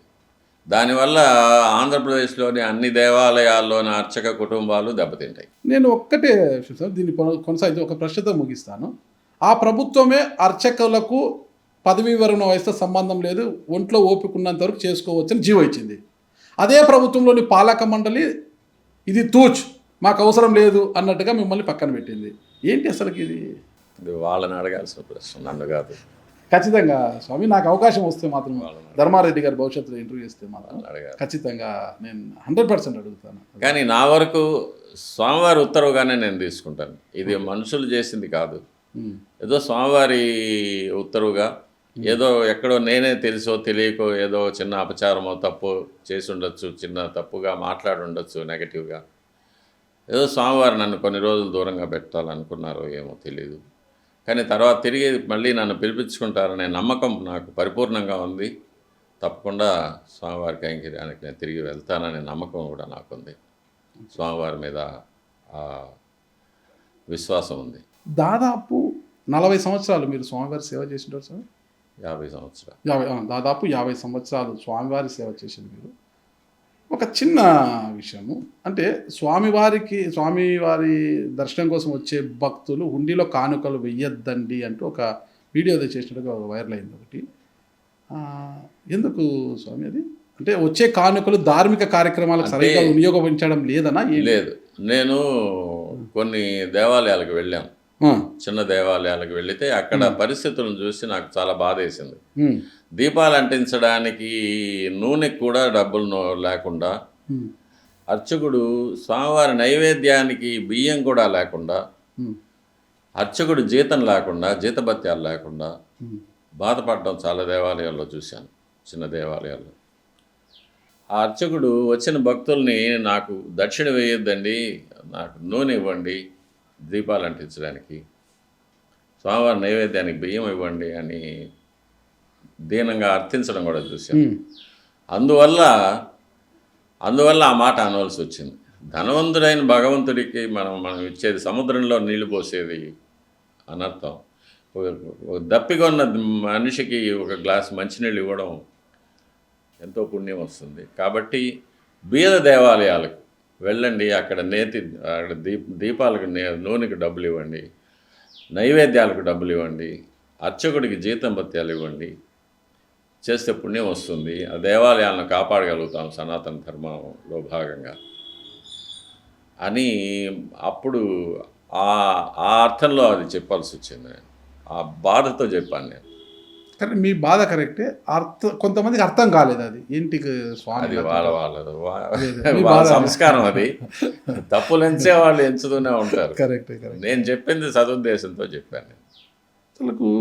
అసలు నాకు తెలిసిన డాక్టర్ ఏవి రమణ దీక్షితులు గారు ఒకరు, నాకు తెలియని రమణ దీక్షితులు గారు ఉన్నారనేది నాకు ఇక్కడికి వచ్చిన తర్వాత తెలిసింది. మీరు ఒక ప్రధాన అర్చకులుగా, ఒక స్వామివారి సేవకే పాత్రైన వారిగానే నాకు తెలుసు. కానీ మీలో ఒక మంచి కళ దాగి ఉంది అనేది కూడా నాకు ఇక్కడికి వచ్చాక తెలిసింది. ఎలా అబ్బింది స్వామి ఆ కళ, ఆ చిత్రపటం, అసలు ఆ చిత్రాలను అలా ఊహించుకుంటూ గీయడము ఎలా అలవడింది మీకు? అర్చకత్వంలోనే ఉన్న మీకు అలా ఆ కళ ఎలా అలవడింది అంటారు? ఆ చిత్రం చిన్నప్పటి నుంచి అందులో ఉండే సైన్స్ స్టూడెంట్ కాబట్టి డ్రాయింగ్లో కానీ పెయింటింగ్లో కానీ ఇది ఉంటుంది. అది కాకుండా వృధా మాటలతో ఇంకొకరిని బాధ పెట్టే విధంగా మాట్లాడకుండా, వదంతులు పెంచకుండా ఒక మంచిగా కాలం గడపడానికి అదొక అవకాశం. అంటే మీరు సైన్స్ స్టూడెంట్ అంతా కూడా మంచి చిత్రకారులు, కళాకారులు కాలేరు. అందరికీ కూడా ప్రతి ఒక్కరూ కాలేదు, అందరికీ ఇది రాదు. అది కూడా ఒక కళ అనమాట. ఆ కళ అందరికీ, అందరూ కళాకారులు కాదు. అంటే ఇక్కడ నేను చూశాను ఇంటికి వచ్చినప్పుడు, ఇది చూడండి స్వామి, ఇది ఎంత చక్కగా ఇచ్చారు. అసలు దీని అర్థం ఏంటి అసలు? ఇది ఆండాళ్ తిరుప్పావై అని ధనుర్మాసంలో 30 రోజులు ఆండాళ్ అమ్మవారు పాడిన పాటలు దేవాలయంలో చెప్తారు సుప్రభాతానికి బదులు. అందులో ఒక ఘట్టంలో కృష్ణుడిని ఆరాధించే గోదాదేవి కృష్ణుడిని ప్రార్థిస్తూ ఉంది. కృష్ణుడు గోవర్ధనగిరి ఉన్నాడు, వెనక పరబ్రహ్మ స్వరూపం, ఆండాళ్ యొక్క చిలుక, చివర మన్మధుడు, స్వామివారి పాదాలను పుష్పాలతో అర్చించుకునే గోదాదేవి, ఇటువైపు గోవులు, ఇవన్నీ కృష్ణావతారంలో గోదాదేవి స్వామివారిని అర్చించుకునే ఘట్టం అది. చిత్రలేఖన గురించి అడిగినప్పుడు నేను సైన్స్ స్టూడెంట్ కాబట్టి నాకు అలవాటు చిన్నప్పటి నుంచి అన్నారు. మరి మీలో ఒక రైటర్ కూడా దాగి ఉన్నాడని తెలుసు, పుస్తకాలు రాయడము, ఇదంతా ఒక చిన్న విషయం కాదు స్వామి. పుస్తకాలు రాయడం అనేది ఎంతో ఆలోచన, సరళి, అదంతా రావాలి. అది కూడా నేను చూసిన ఇక్కడ ఒక పుస్తకంలో తిరుమల శ్రీవారి దివ్య ప్రసాదములు, డాక్టర్ ఏవి రమణ దీక్షితుడు, కోట నిర్మాణ. ఇది వచ్చేసి నాకు తెలిసి గతంలో ఇంగ్లీష్లో కూడా వచ్చినట్టుంది. ఇది ఇప్పుడు తెలుగులో మీరు 10 సంవత్సరాల ముందు ఇంగ్లీష్లో వచ్చింది. తర్వాత మన తెలుగు భక్తులు అందరూ ఇది తెలుగులో రావాలి అని చెప్పి నన్ను కోరడం వల్ల తెలుగులో రాయవలసి వచ్చింది. ముఖ్యంగా ఎంతోమంది ఇప్పుడు మనం యూట్యూబ్లో కూడా స్వామివారిని గురించి ఎన్నో విచిత్రమైన వార్తలు అవి వస్తూ ఉంటాయి. స్వామివారికి వెంట్రుకలు ఉందని, చెమట పడుతుందని, ఇలాంటివి ఇవన్నీ అప్పుడప్పుడు నేను మీడియా ద్వారా క్లియర్ చేస్తూ వస్తూ ఉంటాను. అందులో స్వామివారికి జరిగే నైవేద్యాల గురించి చెప్పాలని ఒక ఐడియా వచ్చింది. దాని ప్రకారంగా ఇందులో నా సొంత కవిత్వం ఏం లేదు. ఆగమ శాస్త్రంలో ఏం చెప్పింది, ఎందుకు నైవేద్యం చేయాలి, ఎలా చేయాలి, నైవేద్యాలు ఎలా తయారు చేయాలి, వాటిలో వాడే దినుసులు ఎలా ఉండాలి, ఏ మంత్రాలు ఉపయోగించాలి. ఇది కాకుండా చరిత్రలో చక్రవర్తులు, మహారాజులు అందరూ కూడా స్వామివారి నైవేద్యాలు నిలవకుండా జరపడం కోసరంగా ఎటువంటి దానాలన్నీ చేశారు. స్వర్ణదానం, గోదానం, భూదానం, ఇవన్నీ కూడా దేవాలయానికి రాసి ఆ వచ్చే ఆదాయంతో స్వామివారికి నైవేద్యాలు, నేతి దీపాలు వెలిగించాలని శాసనాలు అందజేసి పెట్టారు. మన దేవాలయంలో ఉండే శాసనాల ప్రకారమే రాశాను. అది కాకుండా చివరిగా మనం గుడిలో దేవాలయంలో తయారు చేసే ప్రసాదాలను ఇంట్లో ఎలా తయారు చేసుకోవచ్చు అనే విధానాలు కూడా రాయించాను. పండుగల్లో, పర్వదినాల్లో, విశేష దినాల్లో ప్రసాదాలు ఎలా తయారు చేసుకోవచ్చు అని కూడా రాశాను. ఇది భక్తుల కోసం. ఇది సరే, భక్తుల కోసమే దేవాలయంలో తయారు చేసే ప్రసాదం ఇంట్లో ఎలా చేసుకోవాలో ఒక్క మాటలో చెప్తారా స్వామి? అన్ని ప్రసాదాలకు ఉన్నాయి. అన్ని ప్రసాదాలు అంటే ఈ పుస్తకం ఎప్పుడు రిలీజ్ అయిపోతున్నారు? అది బ్రహ్మోత్సవాల తర్వాత. ఇది ఇంకా ఫైనల్ కాపీ రాలేదు. ఫైనల్ కాపీ వచ్చి ఇంకా కొన్ని నగిషీలు అన్నీ చేస్తాం. అందులో చేసి బ్రహ్మోత్సవాల తర్వాత స్వామివారి పాదాల దగ్గర ఉంచి స్వామివారి అనుజ్ఞ తీసుకొని దాన్ని రిలీజ్ చేసి ప్రెస్ మీట్ పెడతాం. అంటే ఇప్పుడు రాష్ట్రంలో పాలన మారింది. చంద్రబాబు నాయుడు గారు ముఖ్యమంత్రిగా ఉన్నారు. ఆయన ముఖ్యమంత్రి గత ప్రభుత్వాలు మన పక్కన పెడితే ఇప్పుడు మళ్ళీ ఆయన ముఖ్యమంత్రి అయ్యారు. చంద్రబాబు నాయుడు గారి పాలనలో ఇక్కడ హిందూ ధర్మ ప్రచార కార్యక్రమాలన్నీ కూడా సవ్యంగానే సాగుతున్నాయి స్వామి? నాకు తెలిసినంత వరకు దేవాలయాల్లో బాగానే జరుగుతున్నాయి. శాస్త్ర ప్రకారం మరి ఎంతోమంది చైర్మన్లను చూసాం. మీరు 50 ఏళ్ళ సర్వీస్లో ఎంతోమంది చైర్మన్లను చూసింటారు, పాలక మండలి సభ్యులను చూసింటారు. మరి ఇప్పుడు బిఆర్ నాయుడు గారు పాలక మండలి చైర్మన్గా వచ్చారు. ఈయన హయాంలో ఎలా జరుగుతుంది అంటారు స్వామి? అంటే నేను ఎక్కువగా దేవాలయానికి వెళ్ళడం లేదు ఇది కాబట్టి, కానీ నాకు తెలిసినంత వరకు కూడా అర్చకులందరూ సంతోషంగానే ఉన్నారు. స్వామివారికి పూజలు బాగా జరుగుతున్నాయి. స్వామివారు సంతృప్తిగా ఉన్నారు. భక్తులందరికీ కూడా దర్శనాలు వాటి ఏర్పాట్లు కూడా బాగానే ఉన్నాయని విన్నాను. అంటే మీరు దేవాలయానికి నేను పెద్దగా వెళ్ళడం లేదన్నారు కాబట్టి నేను అడుగుతున్నాను స్వామి. 2023లో ప్రధాన అర్చక పదవి నుంచి తొలగించి మీరు కోర్టుకు వెళ్ళారు. ఆ తర్వాత ఆలయానికి మీరు వెళ్ళడం లేదు, ఇంట్లోనే స్వామివారికి సేవ చేసుకుంటున్నారు అని విన్నాను. లేదు స్వామి ఆలయానికి వెళ్తాను. ఆలయానికి వెళ్ళడానికి నాకు ఎటువంటి ఇది లేదు. అడ్డంకులు లేవు. వెళ్తున్నాను, వెళ్తాను స్వామివారి దగ్గర. అంటే ఎక్కువగా అధికారులను వచ్చే భక్తులను ఎవరిని కలవడం లేదు. నేను నేరుగా లోపలికి వెళ్తాను, స్వామివారితో ఏకాంతంగా 1 గంట సేపు 2 గంటల సేపు కూర్చుంటాను, జపం చేసుకుంటాను, స్వామివారి దగ్గర ధ్యానం చేసుకొనేసి వచ్చేస్తూ ఉంటాను. అంతకన్నా ఇంకా ఇప్పుడున్న ప్రధాన అర్చకులు వేణుగోపాల్ దీక్షితులు గారు కూడా మీ వంశస్థులే, మీకు కుమారుడు వరుస అవుతారు అంటున్నారు. అవును. ఉమ్. అవును. ఎలా ఉందంటారు ఆయన? బాగానే ఉంది. బాగానే ఉందా? అంటే మీ సహకారం ఏదైనా కోరుతుంటారా ఎప్పుడైనా? మీరు సీనియర్లు. ఏం లేదు, ఆయన సీనియరే కదా, ఆయన చేసు. Okay okay. అంటే ఇప్పుడు మీరు అన్నారు కొన్ని వీడియోలలో చూసాము, స్వామివారి చెమట పడుతుంది, వెంట్రుకలు ఉన్నాయి అనేదంతా ఉత్త కల్పితమైన. అవును, అవన్నీ ఏం లేదు. మరి ఏదో చూసినట్టుగా చేసినట్టుగా వీళ్ళందరూ కూడా చెప్తారు లేదు కదా. లేదు లేదు. వెంట్రుకలు చెమట పట్టడం అంతా మానవ దేహానికి సహజ సిద్ధమైనవి అవి. అవి స్వామివారి యొక్క దేహం దివ్య దేహం. అది వెంట్రుకలు పుట్టుకతో నల్లగా ఉంటాయి, తర్వాత నెరిసిపోతాయి కదా. ఉమ్. చెమట పట్టేది మరణంతో నిలిచిపోతుంది కదా. ఓకే అవన్నీ అశాశ్వతమైనవి మానవ లక్షణాలు. ఓకే మానవ దేహం అశాశ్వతం, ఓకే. జీర్ణమైపోతుంది. కానీ ఆయనది దివ్య దేహం ఆ. కాబట్టి ఆయనకు అటువంటి మానవ లక్షణాలు ఏమి ఉండవు. కానీ కొంతమంది బయట ఒక ప్రచారం చేస్తున్నారు, స్వామివారి చెమట అంటూ చిన్న చిన్న డబ్బాల్లో కొంతమంది విఐపీలకు ఇవ్వడము, బయటికి వస్తేనే స్వామివారి వస్త్రాలంటూ ఒక గదిలోకి తీసుకెళ్ళి ఆ స్వామివారి వస్త్రాలు స్మెల్ చూపించడము, అదేదో పుణ్యం అనేసి స్వామివారి చెమట డిబ్బా చేస్తుంటారు. ఇది వైఖాన సాగం ప్రకారం ఇది విరుద్ధం కాదా అని బయట ఒక ప్రచారం అయితే జరుగుతుంది. ఆగమ శాస్త్రంలో అవన్నీ చెప్పబడలేదు, అవన్నీ అర్చకులు చేయరు కాబట్టి దాని గురించి నేనేం మాట్లాడను. అర్చకులు ఎవరు అలాంటివి చేయరు. మరి బయట అలాంటి ప్రచారం ఎందుకు వస్తుంది? అది అర్చకులు కాదు కదా. ఏంటి అసలు స్వామివారే కలియుగంలో ఆయన అవతరించి ఇంతమంది ప్రజలను ఆయన పాలించడానికి వచ్చిన ఆయనకు ఎందుకు ఇన్ని చుట్టుకుంటుంటాయి, ఆయన చుట్టూ ఇన్ని విమర్శలు ఇవన్నీ వస్తూ కూడా ఉంటాయి. మనం చూస్తున్నాం కదా, రాజకీయ నాయకుల గురించో సినిమా నక్షత్రాల గురించో ఏదో ఎన్నో వస్తూ ఉంటాయి కదా, న్యూస్లో వస్తూ ఉంటాయి. అవన్నీ మనం ఈ వాస్తు దోషాలను మీరు నమ్ముతారు స్వామి? నాకు నమ్మకం లేదు. సరే, ఎందుకంటే ఇక ప్రశ్న అడగను అనమాట.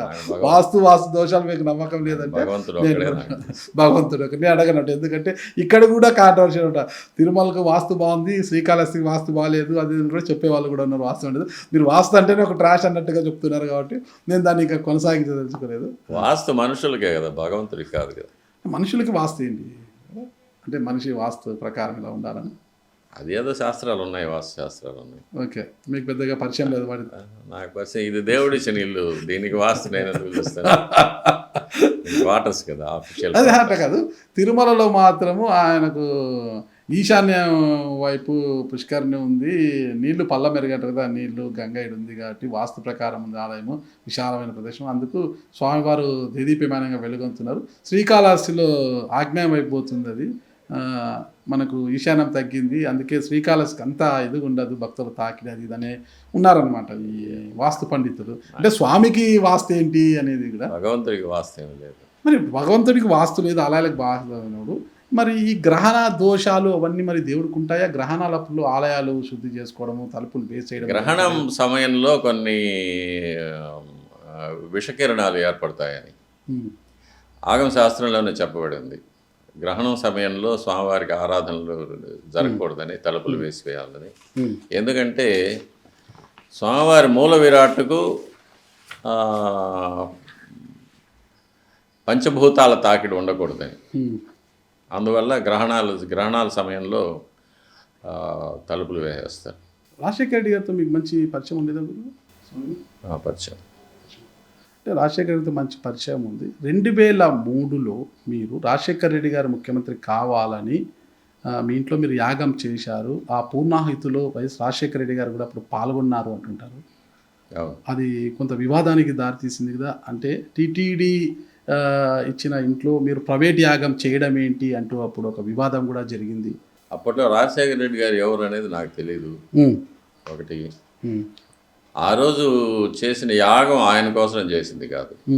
ఆ రోజు నా నక్షత్రం కోసం నక్షత్ర హోమం చేసుకున్నాను. మామూలుగా ప్రతి నెల చేసుకున్నాను. నా నక్షత్రం రోజు ఏదైనా దోషం ఉంటే పోవడం కోసం ఆ రోజు అది చేసుకున్నా. ఆ సమయంలో ఆయన ఉన్నారు ఇక్కడ, అంతే. అంతే. అది కోఇన్సిడెన్స్. అది మరి ఆయన కోసమే ఆయన ముఖ్యమంత్రి కావాలని చేశారు, ఆ పూర్ణాహితాలను పాల్గొన్నారు.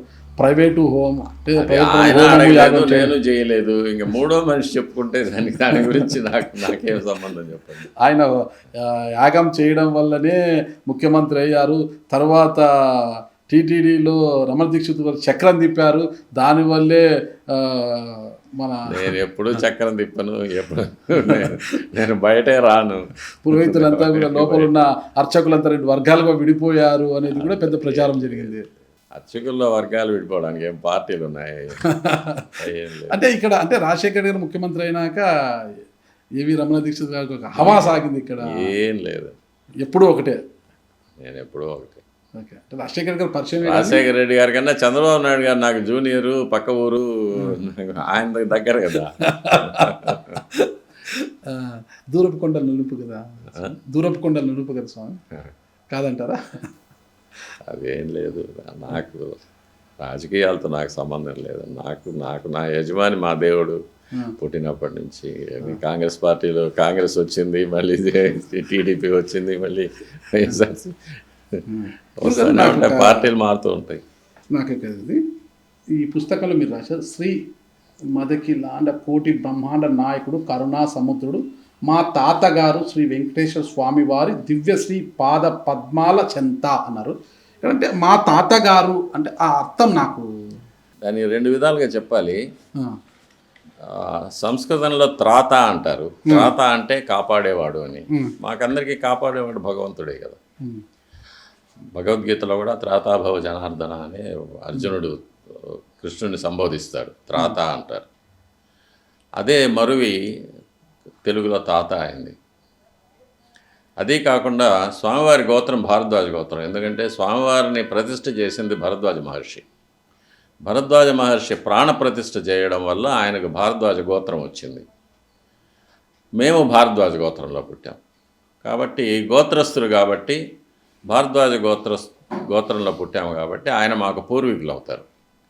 అంటే తాతగారు అవుతారు, తాతగారు ముత్తాతగారు అవుతారు. కాబట్టి మేము ఎప్పుడు స్వామివారిని తాత అనే పిలుస్తాం.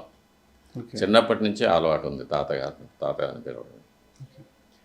మా మనవడు ఏదైనా నన్ను అడిగితే కూడా నేను ఏదైనా ఇస్తే ఎవరు ఇచ్చారా అంటే తాత ఇచ్చాడు అంటారు.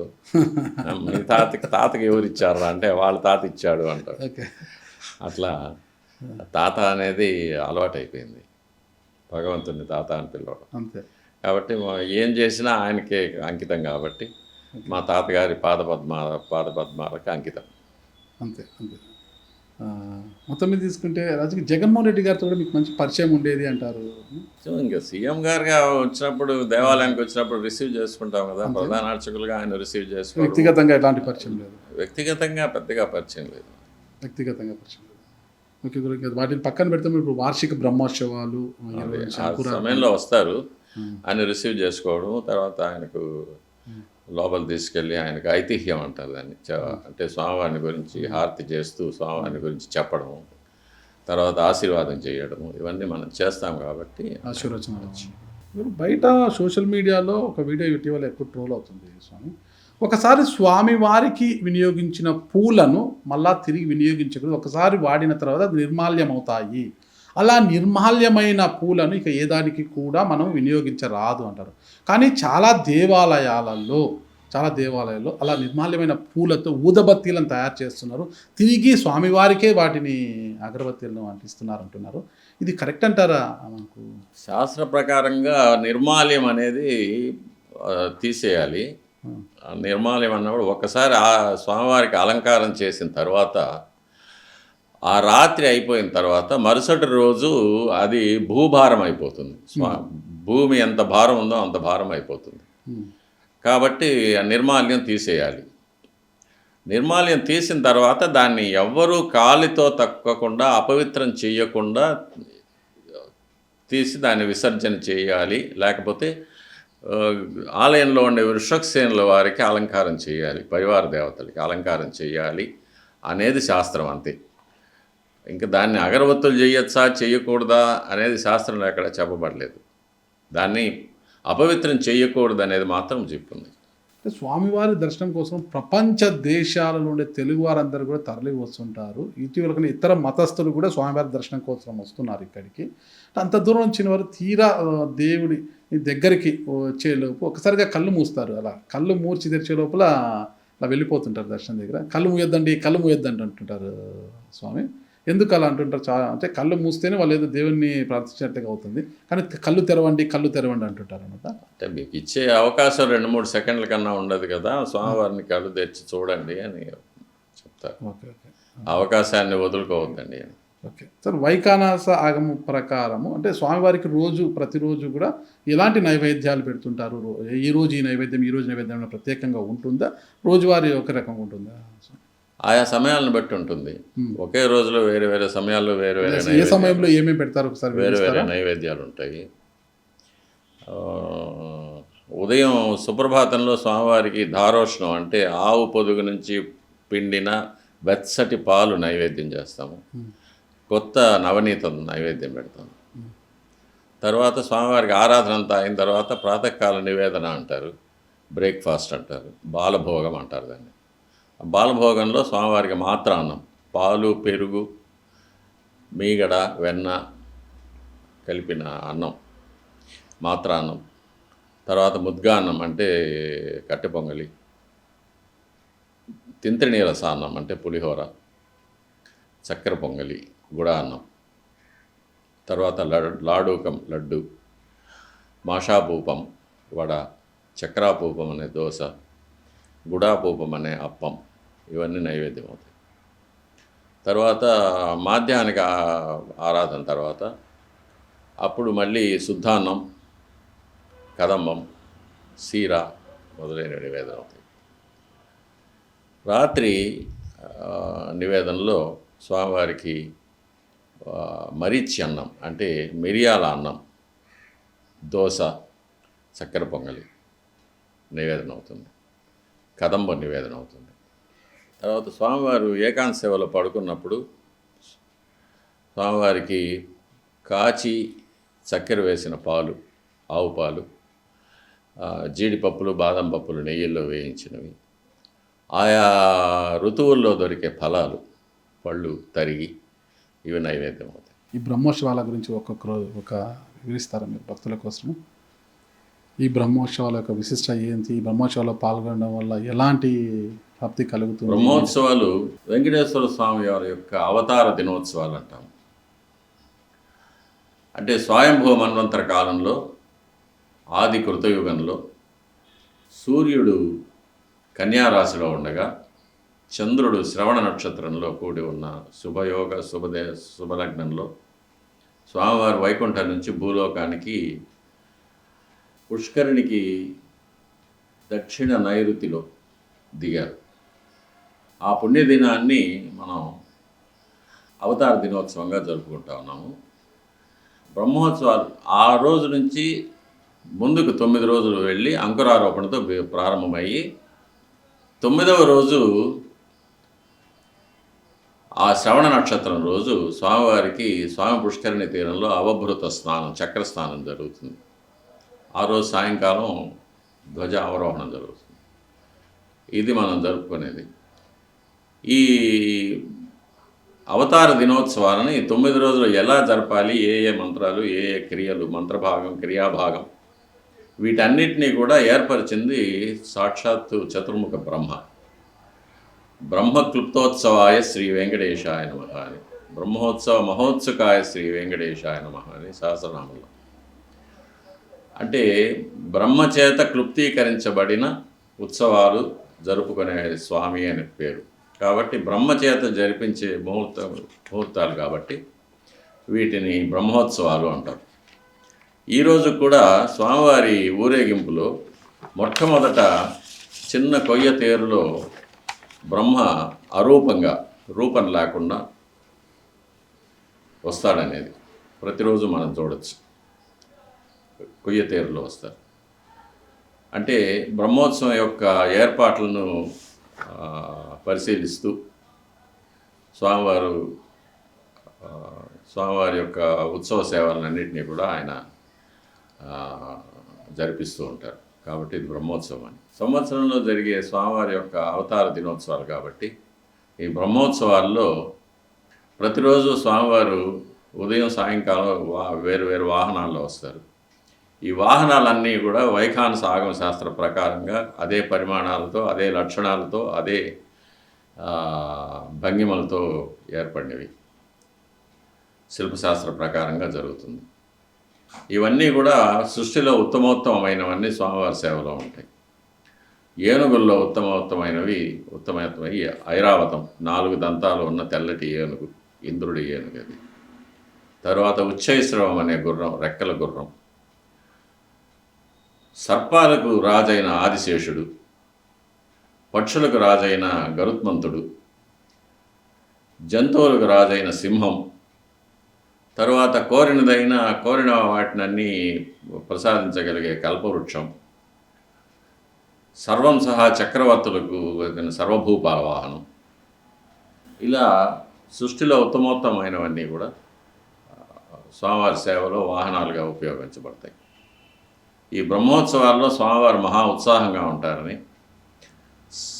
సకల దేవతలందరూ కూడా, బ్రహ్మాది త్రిమూర్తులు, ఇంద్రాది దిక్పాలకులు, నవగ్రహాది దేవతలు, సూర్యచంద్రాది దేవతలు, ఇవి కాకుండా దేవతాగణాలైన కిన్నర, కింపురుష, గరుడ, గంధర్వ,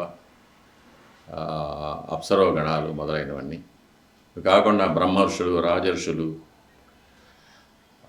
దేవర్షులు, మహర్షులు, సిద్ధులు, సాధ్యులు, యోగులు, వీరందరూ కూడా ఆరూపంగా స్వామివారి బ్రహ్మోత్సవాల్లో పాల్గొంటారని, అందుకే గరుత్మంతుడు ధ్వజస్తంభం పైన ఈ 9 రోజులు ఉండి గరుడ ధ్వజం ద్వారా ఉండి దేవతలందరినీ ఆహ్వానిస్తూ పర్యవేక్షిస్తూ ఉంటాడనేది ఆగమ శాస్త్రంలో చెప్పబడిన ఇవన్నీ కూడా నియమాలు. ఇవన్నీ ఈ బ్రహ్మోత్సవాల్లో స్వామివారు మహా ఉత్సాహంగా ఉంటారు కాబట్టి భక్తులు దర్శనం చేసుకొని స్వామివారిని ఏది కోరుకున్నా స్వామివారు ఆ ఉత్సాహంలో భక్తులకు అనుగ్రహిస్తాడనేది శాస్త్రంలో చెప్పబడింది. ప్రధాన అర్చకుల పదవి నుంచి అయితే తొలగించారు, కోర్టుకు వెళ్ళరు. అది పక్కన పెట్టచ్చు, మీ వయసు రీతిలో ఏదో ఒకటి పాలక మండలి. మరి ఆగమ సలహా మండలి దానికి వయసుకి సంబంధం లేదు, ఎవరైనా సలహా ఇవ్వచ్చు, సలహాదారులుగా ఉండవచ్చు. కానీ ఆ వ్యవస్థ నుంచి కూడా మిమ్మల్ని ఎందుకు తప్పించారు? అంటే మీరు ఇచ్చే సలహాలు నచ్చకనా, అంటే ఏంటి అసలు? సలహా అనేది మన ఇష్టాయిష్టాల మీద ఆధారపడింది కాదు. అది శాస్త్రం ఏం చెప్తుందో అదే సలహాగా చెప్తాం. అదే కదా, రమణ దీక్షితులు వాళ్ళు ఏది చెప్పినా శాస్త్రాన్ని అనుసరించి చెప్తారు కదా. అవును, శాస్త్ర విరుద్ధంగా ఏం చెప్పారు కదా. అవును. మరి శాస్త్రానికి అనుగుణంగా శాస్త్ర పద్ధతిగా చెప్పే రమణ దీక్షితులు గారి సలహాలు పాలక మండలికి నచ్చక పక్కన పెట్టారా, అంటే మీరే దూరం అయిపోయారు ఆగమ సలహా మండలికి? ఇద్దరూ కారణం కాదు, భగవంతుడే కారణం. ఆ నెపాన్ని మీరు భగవంతునిపై ఎలా నెడతారు, మీ తాతగారి పైన ఎలా నెడతారు మీరు? అవును, మరి ఇప్పుడు మానవ తప్పిదం కదా. లేదు. అంటే నా సేవకు నువ్వు దూరం కావని దేవుడు సూచించారా? నేను ఒక పనివాడిని పెట్టుకుంటాను, ఒక డ్రైవర్ని పెట్టుకుంటాను. వాడు నాకు నచ్చందో లేకపోతే నన్ను గురించి చెడ్డగా మాట్లాడడమో, తెలుసో తెలియకో నేను చెప్పిన పని చేయకపోవడమో అట్లాంటిది ఏదైనా చేశాడనుకో, లేకపోతే నన్ను గురించి లోపాలు చెప్పడమో చేశాడనుకో, నేను అతన్ని బయట పంపించేస్తాను కదా. కాబట్టి నేను తెలుసో తెలియకో నేను ఏదైనా తప్పు చేసి ఉండొచ్చు, మాట్లాడి ఉండొచ్చు, అందుకని స్వామివారు నాకు శిక్ష వేసి ఉండొచ్చు. దానికి టీటీడీ బోర్డు ఒక కారణంగా ఉండొచ్చు అంతే. అంతేగాని ఏమో నేను స్వయంకృతాపరాధం అని నేను అనుకుంటాను. నేనే ఏదో తప్పు చేశాను, నాకు శిక్ష పడిందని అనుకుంటాను అని మీరు అనుకోవచ్చు. మీ మనసును మీరు సర్దుబాటు చేసుకోవచ్చు.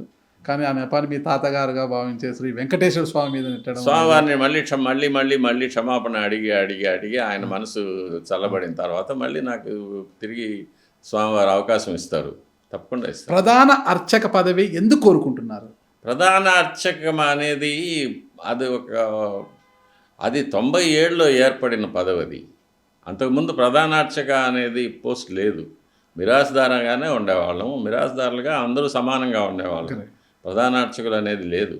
అది అర్చక కుటుంబాల మధ్య ఒక వైషమ్యాన్ని ఏర్పరిచింది. అది అంతే. ఏర్పరిచింది మిరాషీ వ్యవస్థనా, పాలక వ్యవస్థనా? అది చట్టం. చట్టం చేసింది ఎవరు?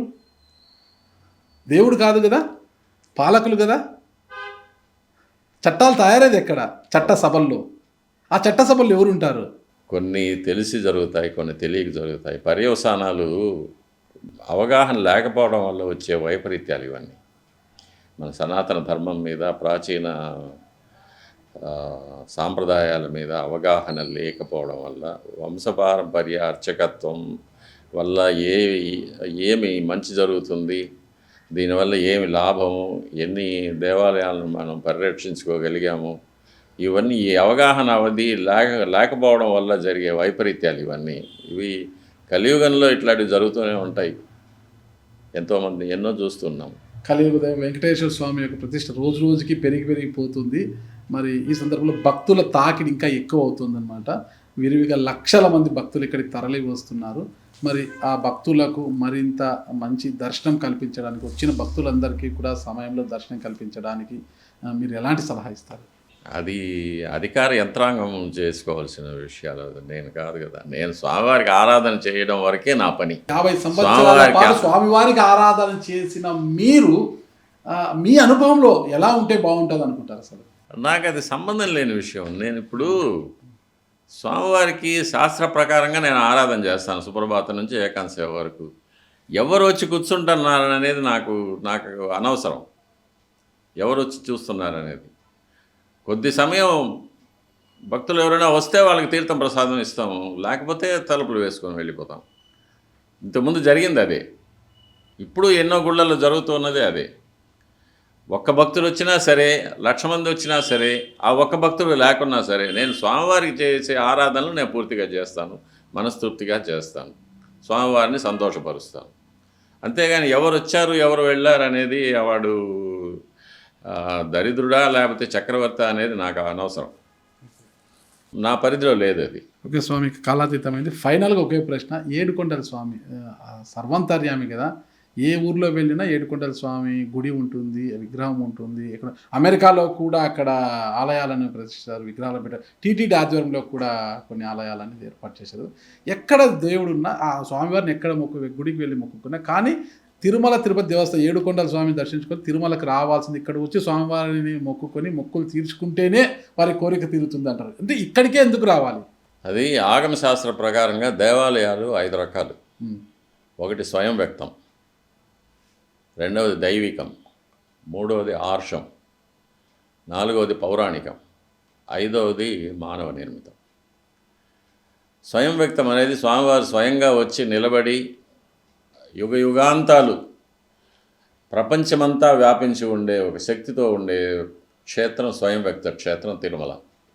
దైవం అనేది కొంతమంది దేవతలు ప్రతిష్ఠ చేసిన దేవాలయాలు, గురువాయూరు, రామలింగేశ్వర స్వామి, అగస్త్యేశ్వర స్వామి, ఇటువంటివి. వీటికి పరిధి తక్కువ ఉంటుంది, కాల నియమం తక్కువగా ఉంటుంది, జీవన కాలం తక్కువగా ఉంటుంది. దాని తర్వాతది ఆర్షం. ఆర్షం అంటే మహర్షులు ప్రతిష్ఠ చేసిన దేవాలయాలు. తరువాత పౌరాణికాలు అంటే రాముడు, కృష్ణుడు, పాండవులు, అటువంటి వారు, రావణాసురుడు, విభీషణుడు, వీళ్ళు ప్రతిష్ఠ చేసిన దేవాలయాలు కొన్ని ఉన్నాయి. ఇవి పౌరాణికము. చివరిగా మానవ నిర్మితాలు, ఇప్పుడు మనం కడుతున్న గుళ్ళు. వీటికి 2 డైమెన్షన్స్. ఒకటి వచ్చి వీటి యొక్క పవర్ యొక్క రేడియస్, రెండవది వచ్చి దీని యొక్క లైఫ్ స్పాన్, జీవనకాలం. ఇది స్వయం వ్యక్తం అనేది అన్నిటికీ అతీతమైంది, దానికి లిమిట్ లేదు. ప్రపంచమంతా వ్యాపించి ఉంటుంది దాని పవరు. భూత భవిష్యత్ వర్తమాన కాలాల్లో ఎప్పుడూ అది ప్రభావంగానే ఉంటుంది. ఇంకా దైవికం, ఆర్షం, పౌరాణికం, మానవం అనేది ఒకటొకటిగా తగ్గుతూ వస్తుంది. కాబట్టి ఆయా గుళ్ళకి ఆ ప్రభావం అనేది లిమిట్గా ఉంటుంది. దీనికి ఇక్కడ లిమిట్ లేదు. ఓకే. అందువల్ల ఎక్కడ తిరిగినా ఏం చేసినా కూడా ఇక్కడికి వస్తే కానీ ఆ తృప్తి అనేది ఉండదు. ఇక్కడికి వచ్చినా ఒకసారి తృప్తి ఉండదు, ఇంకాసేపు చూడాలనే ఉంటుంది. ఖచ్చితంగా స్వామి. అంటే స్వామివారిని మనం ఎంతసేపు చూసినా కూడా స్వామి గుడి లోపలికి వచ్చిన తర్వాత బయటికి వెళ్తేనే ఆ రూపాన్ని అలా మర్చిపోతాము. ఎలా అది అసలు? అది చాలా పెద్ద సైంటిఫిక్ రీజన్ అది. ఎన్నిసార్లు నేనే ప్రోటోకాల్ దర్శనాలకు వచ్చాము, చూసాము స్వామివారిని 5-6 నిమిషాలు అలా చూసిన, అసలు తోమాల సేవలు 15 నిమిషాలు కూర్చొని చూసిన, అంతసేపు స్వామివారిని చూసినంతసేపు ఎంత ఆనందంగా ఉంటుందంటే అంత ఆనందభరితంగా ఉంటుంది మనసు అంతా కూడా. అంత ఆనందంగా ఉండే మనసు బయటికి వెళ్తేనే స్వామివారి రూపం అలా అలా అలా వెళ్ళిపోతుంది. అసలు ఏంటి ఆ మాయ ఏంటి? అది అక్కడ వాళ్ళు వాళ్ళు ప్రతిష్ఠ చేసిన కొన్ని అదృశ్య శక్తులు. ఇప్పుడు కొంతమంది అంటారు గుడికి వెళ్ళిన తర్వాత ఆ స్వామివారి యొక్క ప్రతిమ అలాగే కళ్ళల్లో ఇంకా కదలాడుతుంది నాకు అంటుంటారట. కానీ ఇక్కడ వచ్చిన తర్వాత స్వామివారి యొక్క ఇది మాయమైపోతుంది. మళ్ళా వచ్చి విమాన వెంకటేశ్వర స్వామిని ఆడ మనం మొక్కుకోవాలి. అక్కడ ఎందుకు విమాన వెంకటేశ్వర స్వామి ఖచ్చితంగా మనం ఎందుకు మొక్కాలి? అక్కడ వచ్చి చాలామంది మొక్కుతుంటారు అక్కడ. ఉత్తరముఖంగా ఉంటారు కాబట్టి. ఓకే, అంటే అది మాత్రం చెప్పరు. ఎందుకు స్వామి మనం బయటకు వచ్చిన వెంటనే స్వామి రూపం మనకు మాయమైపోతుంది చెప్పరా స్వామి? అదొక బాగా హైలీ టెక్నికల్ ఇది. అది మనకి ఇప్పుడు ఆ టెక్నాలజీ లేదు. అదే స్వామి, మరి దర్శనం చేసుకొని బయటకు వచ్చిన తర్వాత ఎంతసేపు చూసినా స్వామివారి యొక్క ప్రతిమ అలా మాయమైపోతుంది మన కన్నుల్లో నుంచి. అలాగే స్వామివారిని చూడాలి చూడాలి చూడాలనే తపనతో ఒకసారి దగ్గరగా వచ్చినప్పుడు స్వామివారిని బ్రేక్ దర్శనాల్లో పుట్టకల దర్శనాల్లో స్వామివారిని నిలువెత్తి విగ్రహాన్ని ఇలా చూసినప్పుడు అలా ఏం తోచదు, బ్లాంక్ అయిపోయి అసలుకి కొంతమంది ఏడ్చేస్తుంటారు అట్లే స్వామివారి చూసి. ఎందుకు అలాంటి జరుగుతుందంటారు? అది అక్కడ ఉన్న పవర్ అలాంటి. ఓకే, కాసేపు ఏం మాట్లాడాలో అర్థం కాదు స్వామివారిని అలా చూస్తూ ఉంటే నిశ్చేష్టులు అయిపోయారు అంటారు చూసి. అలా అంటే అలా స్వామివారి విగ్రహం ముందు మనం కూడా విగ్రహాలు అయిపోయినట్టుగా ఉంటాం అనమాట. అంతగా ఉంటుంది ఆ పవర్ అలాంటిది అంటారా? అది మన బ్రెయిన్లో ఆల్ఫా బీటా గామా వేవ్స్ అని ఉంటాయి. అవును, అందులో ఆల్ఫా వేవ్స్ చాలా పవర్ఫుల్. దాన్ని బ్లాంక్ చేసేస్తుంది అక్కడ ఉన్న ఫీల్డ్. ఓకే ఓకే, చాలా చక్కటి విషయాలు చెప్పారు స్వామి. శ్రీవారి భక్తుల కోసము, అశేషంగా వస్తున్న భక్తుల కోసము 50 సంవత్సరాల పాటు స్వామివారి సేవలో ఉన్న మీరు ఏం చెప్పబోతున్నారు? అంటే డాక్టర్ ఏవి రమణ దీక్షితులు గారి నోటి నుంచి ఏం రాబోతుంది భక్తులకు? సనాతన ధర్మాన్ని కాపాడండి, వైదిక ధర్మాన్ని అలవర్చుకోండి, భౌతికమైన విషయాలన్నింటినీ దూరం పెట్టండి, ఒక ఆధ్యాత్మిక చింతన అలవర్చుకోండి. మన మహర్షులు, మన ప్రాచీనులు చెప్పిన ధర్మాన్ని పాటించండి. అదే శాశ్వతం. ఈ మిగిలిన విషయాలన్నీ, భౌతికమైన విషయాలన్నీ కూడా అశాశ్వతం. ఈ పదవులు, అధికారాలు, ఆస్తులు, ద్వేషాలు, వైషమ్యాలు ఇవన్నీ కూడా అశాశ్వతమైనవి. ఈరోజు ఉంటుంది, రేపు పోతాయి. మనమే ఈరోజు ఉన్నాం, రేపు ఉంటామో లేదో తెలియదు మనకి. ఎన్నో ఆకస్మిక మరణాలు మనం చూస్తూ ఉన్నాం. కాబట్టి వీటన్నిటి నుంచి కూడా విముక్తి పొంది మనం శాశ్వతమైన పదవి పొందాలంటే ధర్మాన్ని పాటించాలి, ధర్మాన్ని అలవర్చుకోవాలి, ధర్మాన్ని బోధించాలి, ఆధ్యాత్మిక మార్గంలో నడవాలి. మీకు ఎంతమంది పిల్లలు? 3 అబ్బాయిలు. 3 అబ్బాయిలు. 3 అర్చకత్వంలో ఉన్నారు. మనవాడు కూడా ఉన్నారు. అంటే ఇంకా మీ వంశము, అంటే మీ మనవలను కూడా అర్చకత్వ వంశంలోనే. మీరు ఎన్నో తరం వారు స్వామి? 36 తరం. ఇప్పుడు మీ తరంలో ఎన్నో తరం నడుస్తుంది? 37, 38. 37, 39 తరం కూడా అది వస్తుంది. ఖచ్చితంగా స్వామి, ఇంకా మీ తరాలన్నీ కూడా స్వామివారి సేవలోనే కొనసాగాలని, త్వరలోనే మీరు స్వామివారి సేవలో మాకు కనిపించాలని నేను కూడా ఆ దేవదేవుణ్ణి స్వామివారు అనుకుంటే చిటికలు అయిపోతుంది. అంతే సార్, ఖచ్చితంగా ఆ స్వామివారు ఇలా చిటికేయాలని నేను కూడా కోరుకుంటున్నాను. ఏదో ఆయన లెక్కలు ఆయనకుంటాయి కదా, ఆ లెక్కలన్నీ త్వరలోనే సరిపోతాయి. ఆ లెక్కలన్నీ సరే ఇలా చిటికేస్తారని నేను అనుకుంటున్నాను, వేడుకుంటున్నాను. తప్పకుండా వేస్తారు, అందుకే కాచుకొని ఉంటాము. Thank you sir. కాచుకొని ఉంటాము. నమస్కారం. ఓం శ్రీ వెంకటేశాయ నమః.